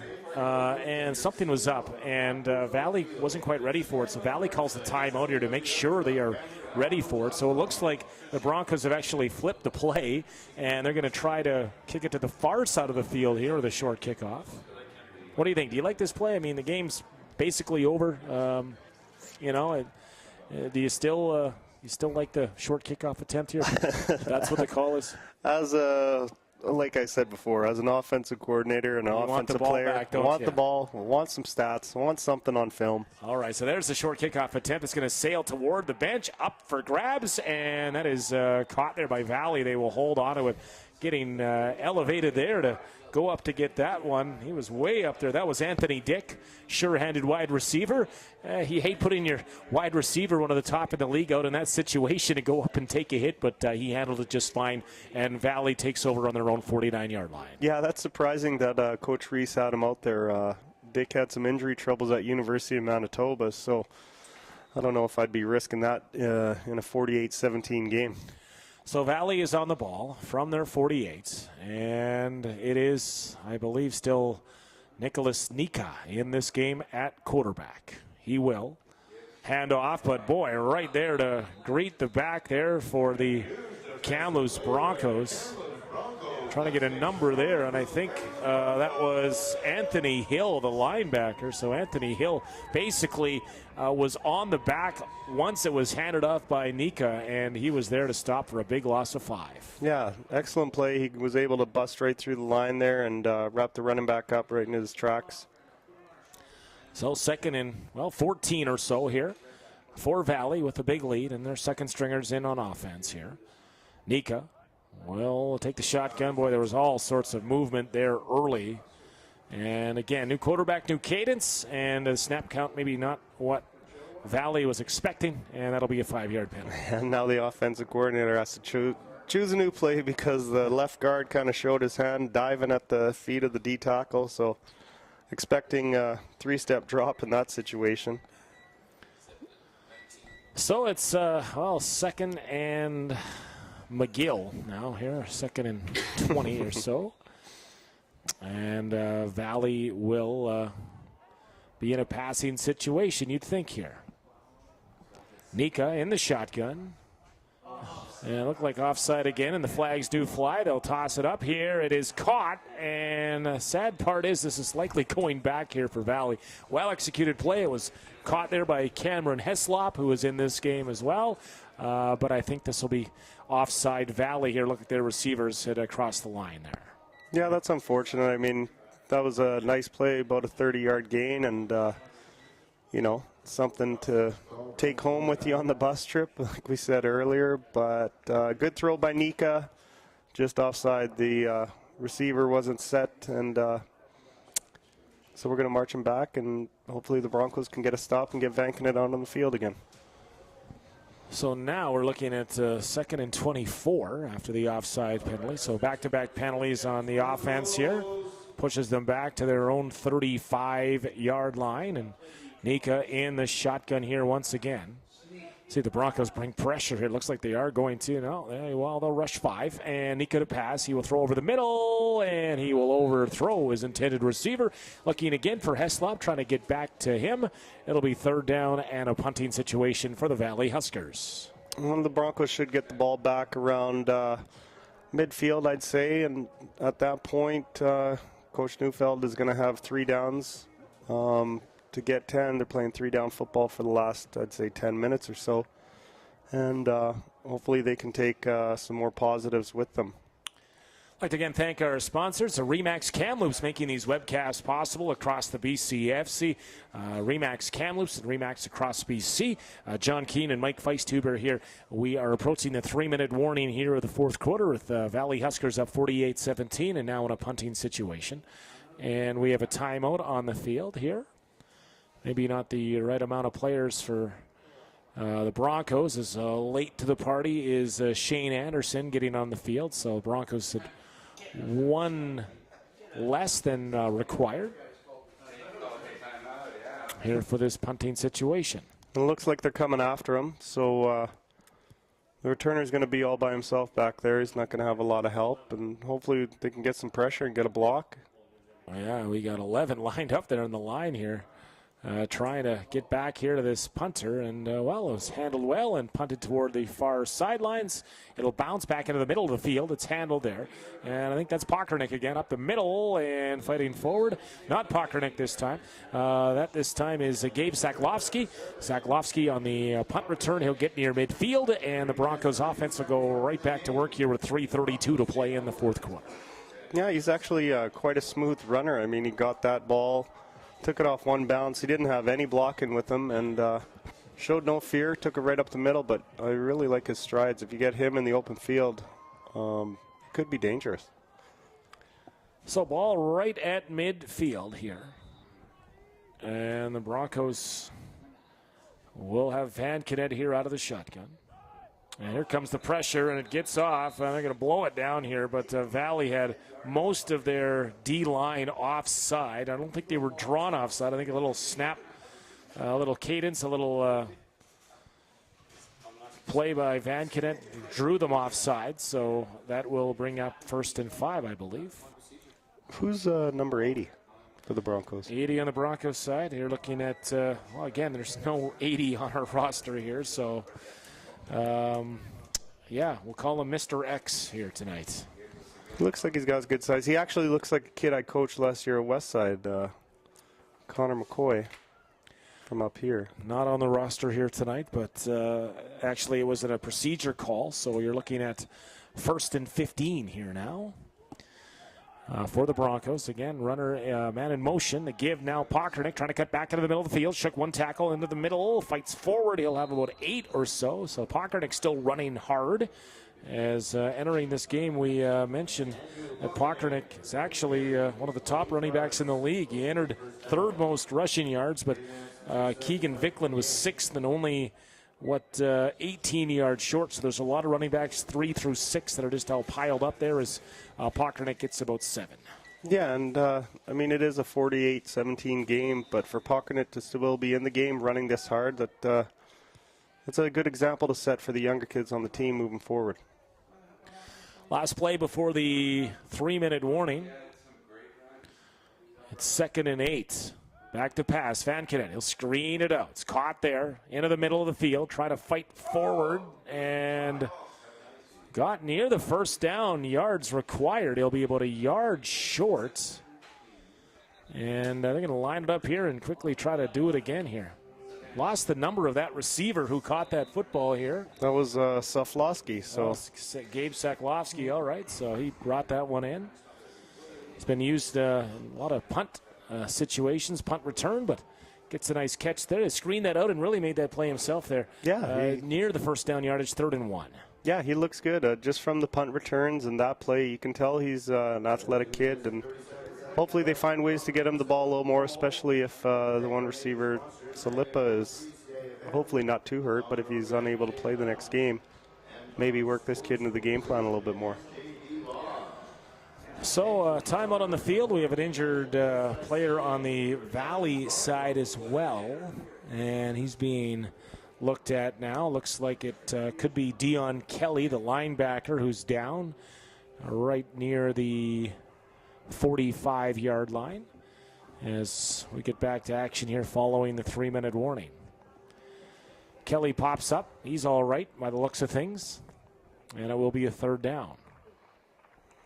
Trying to find the score in the Okanagan Sun game, but well, BCFC Media does a good job of that normally here, and they're probably listening in here. So last check, what do we have here? We don't have an update in that game that we're looking for. Got VI over West Shore 32-17. All right, they sweep the Island 2-game sets, and we don't have an update on the Okanagan game.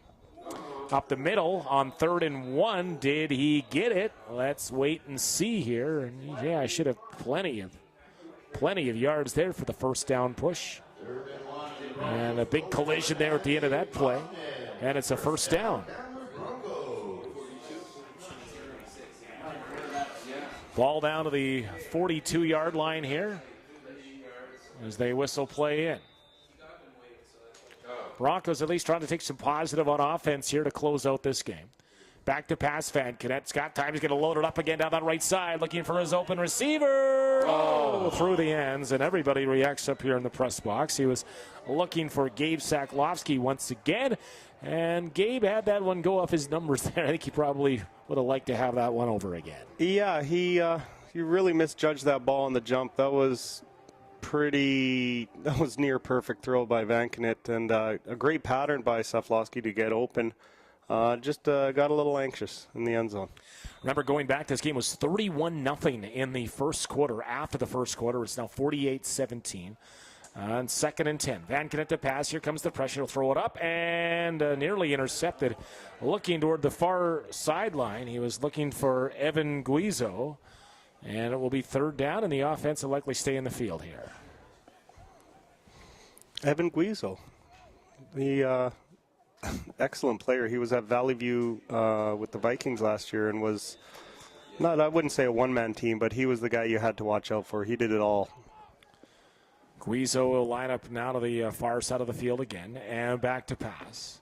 It is Vankenet. Pressure coming. Got to look like you got maybe a face mask in there, and now a flag flies, and Vankenet still on his feet. He'll take it out now, look to run up the field. Takes a bump, still moving forward. Vankenet fighting all the way to the 25-yard line, but it would be a 1st down, but we have a flag, and that's either they did see that little grasp of the face mask or there was a hold back there back at the 52. Excellent effort by the young quarterback to keep fighting. Plays of the week material there for Vankenet. Their flag is down. Let's hope the play stands, and it will stand. It'll be a face mask against Valley, and Vankenet and the Broncos will have something good to look at film there in their next breakdown. Just for a little self-preservation in the future, though, once he breaks out of there, he'll have to get his head up. He had Saklowski wide open in the end zone. Just didn't see him. I think he had a little bit of was made there. Yeah, a little bit of fire in his eyes and wanted to go put a hat on one of the Valley Husker defenders. So it's spotted now at the 10-yard line. I believe it's 1st and 10, not 1st and goal. So let's see what the Broncos can do. They'll give it off this time, and not a lot of room for Pockernick, and we got flags again all over the field. At the end of the play, it'll be about a 4 or 5 yard gain for Pockernick, but boy, when all the officials throw flags there, it's something pretty obvious. I wonder if it's that rule where if your helmet comes off, you basically have to take yourself out of the play, right? Yeah, would that be illegal participation? Let's see what they. We had 3 officials throw flags at the end of that run. We might need to get into the rule book for that, but deep into the rule book here. And all this coming here late in the 4th quarter. Ball spotted at the 3-yard line. And the penalty was against Valley. Illegal participation is the call. And so, yeah, good eyes there to see the helmet pop off, because that eluded me, but that was the call there. I believe, if your helmet comes off, you're out of the play. You have to kind of just step away. I have no idea what you do. Like, do you just lay down and cover up? I don't know either. I have no idea. But I see that now in the CFL, that call being made. So it is 1st and goal. They'll spot it at the 3-yard line. And it is Vankenet in the shotgun. Again, he got players to jump. He's going to give it off to Pockernick. Pockernick cuts into the middle. Touchdown. Andrew Pockernick's going to keep on running. Pending the flag. Look like it would be offside Valley here, but this should stand as a Pockernick touchdown. They put 6 more on the board. There we go. We got a couple touchdown drives led by Vankenet. I think his play has sparked the Broncos offense a little bit. The defense, too. I mean, they were able to stand them and get them to punt. But right now, in a game like this, with this much time left, you're looking for positives, and you're going to take everyone you can. Nice run by Pockernick. Good to see him get in the end zone. An excellent run earlier in the drive by Vankenet to keep it alive. He shook off the face mask, shook off about 2 or 3 defenders, and put his head down.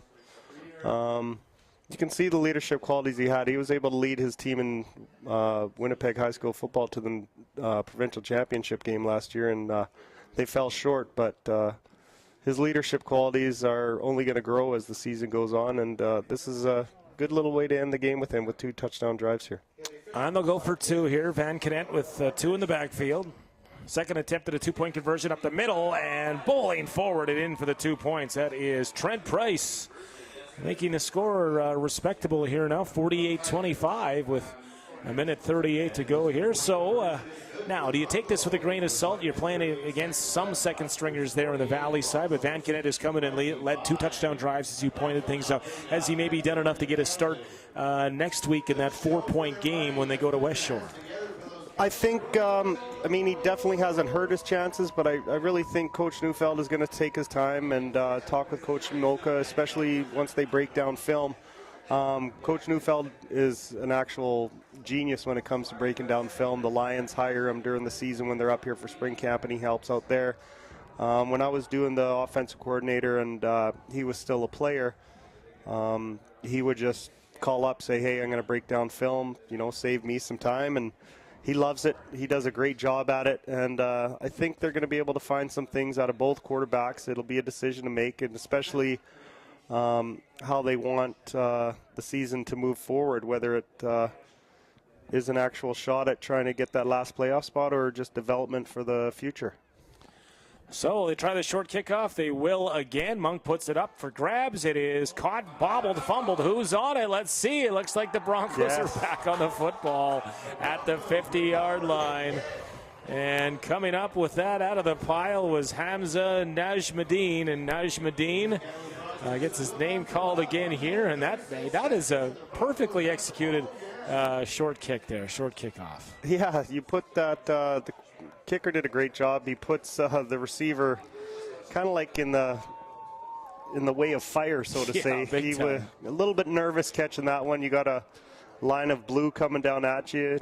As soon as it gets to him, he keeps his head up, looking for the hit to come, and doesn't secure the ball. Great job by the Broncos special teams. All right, well, we have a flag on the play as well. Too many men in the field's the call here, so maybe that's why the Broncos came up with that football. They had at least one too many there on the field, and what we were calling a great executed short kickoff here, onside kick, whatever you want to call it, will go for naught. We don't have the benefit of replay, so don't be too critical of us. Well, they're going to re-kick it here, so move it back 10 and kick it off from the 35. So, well, you might as well try it again, right? You might as well try that short kickoff again. It just worked. At least, if anything, you're getting great practice at this here at the stage of the season. And Monk will line it up here from 35 and try to do it again. And this is just human carnage in some of these situations here. And Chilliwack is playing this safe. They're keeping 2 guys over here with the 2. Oh, they're calling the timeout. Yeah, Broncos get a timeout here now, so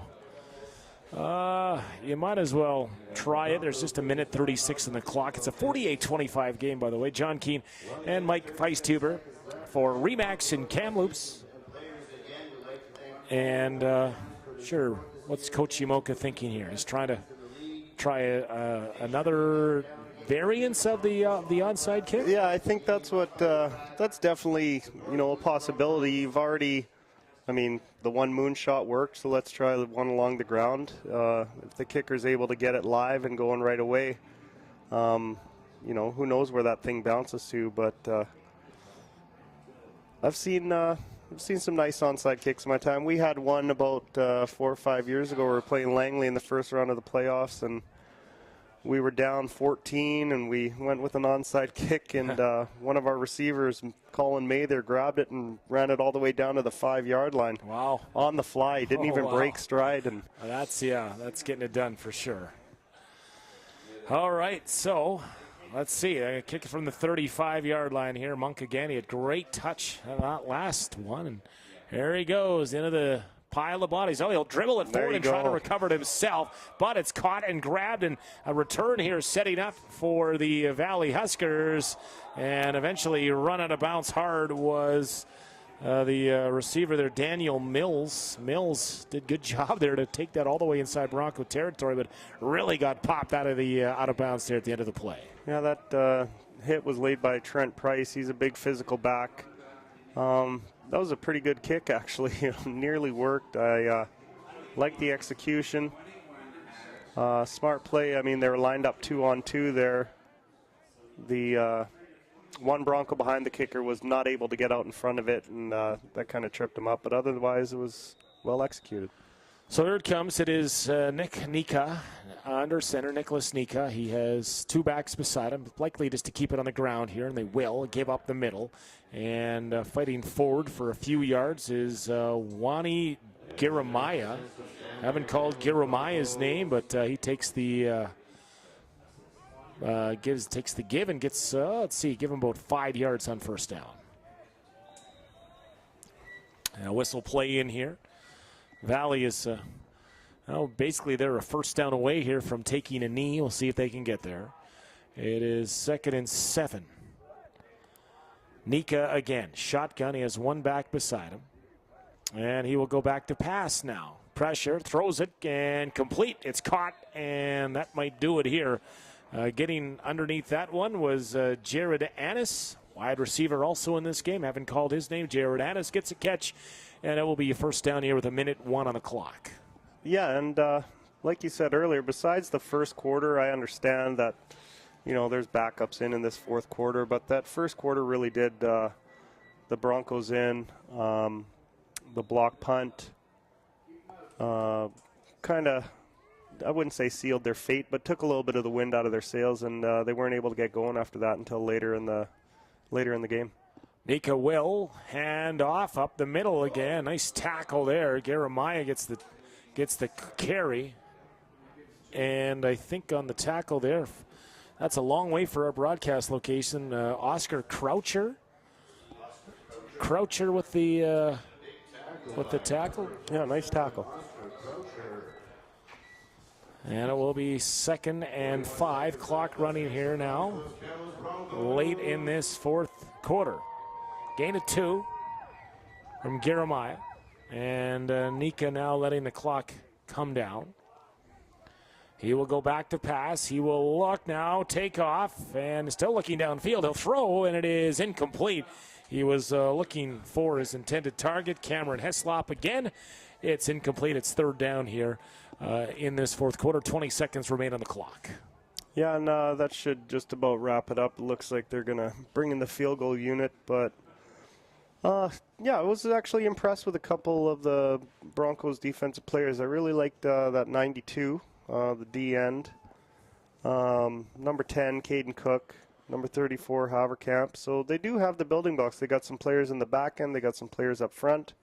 They have a really smart coach in Coach Wiseman who knows how to mix things up. And you don't see too many 30 defenses in this Canadian Football League with the 2 safety look, but he did a good job of bringing that in. But we have to understand, too, that they're playing against a quarterback who actually started a couple games last year with the Bisons. And 28-yarder, by the way, is up, and it is wide. It goes wide right and rolls to the back of the end zone. And it'll go for a single. So Valley unable to break 50 points. That'll make it 49-26, and likely we are just a knee away of putting this one in the books here to wrap up the week. Yeah, and then it's on to NFL Sunday tomorrow. Who you got? Who do I got? I like, by the way, I like a lot of week 1 unders. Okay, that's my pick of the week. I like the unders in week 1. I think the defense has an advantage. I think, I'm not sure if the Seahawks can go into Denver and win on the road tomorrow afternoon or not, but there's a great Monday nighter in Lambeau with the Bears and the Packers. That'll be a big matchup there for Sunday Night Football. Yeah, there's a lot of money on the line between Rodgers and Khalil Mack. Yeah, that's right, too. We'll see if he can make a difference in his first game there. And, of course, it's great to have NFL football back here. We're going to have one more play here, and it's going to be not a knee. Van Canetti's going to pitch it off and looking for a little bit of room. Still on his feet and running. It is Saklovsky. He'll cut across to the 40, and he's tackled, and that will end the game. And it ends with a big run from Saklovsky to pad those stats as we talk about a little bit. But Valley put us up 30 points, Mike, in the first quarter, 31, and they were off to the races here. They were not going to surrender that lead here tonight. Yeah, it was a tough hill to climb. They scored on the first play, and then we had the block kick, and it's a tough hole to dig yourself out of. Hey, Mike, great job in the color commentary duties here. First time we've had you up here. Mike Feisthuber here. He's athletic director out in Chase and former offensive coordinator of the Kamloops Broncos, and you've coached at Westside, so hope to have you back up here again. Great job tonight. Thank you. It was a pleasure. I'm John Keane, 48-26 your final score. Good night from Hillside Stadium. All right, great job, man. Great job.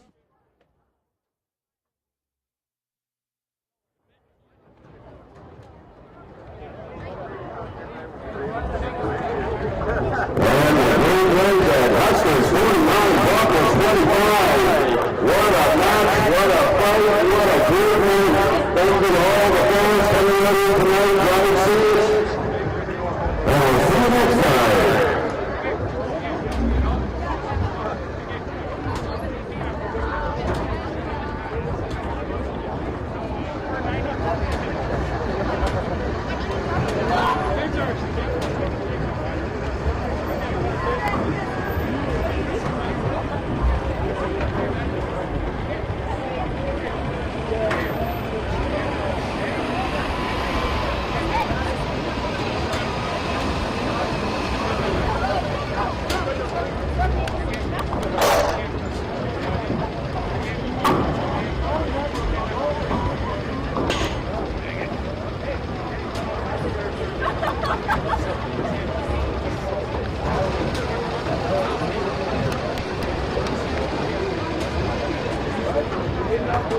What?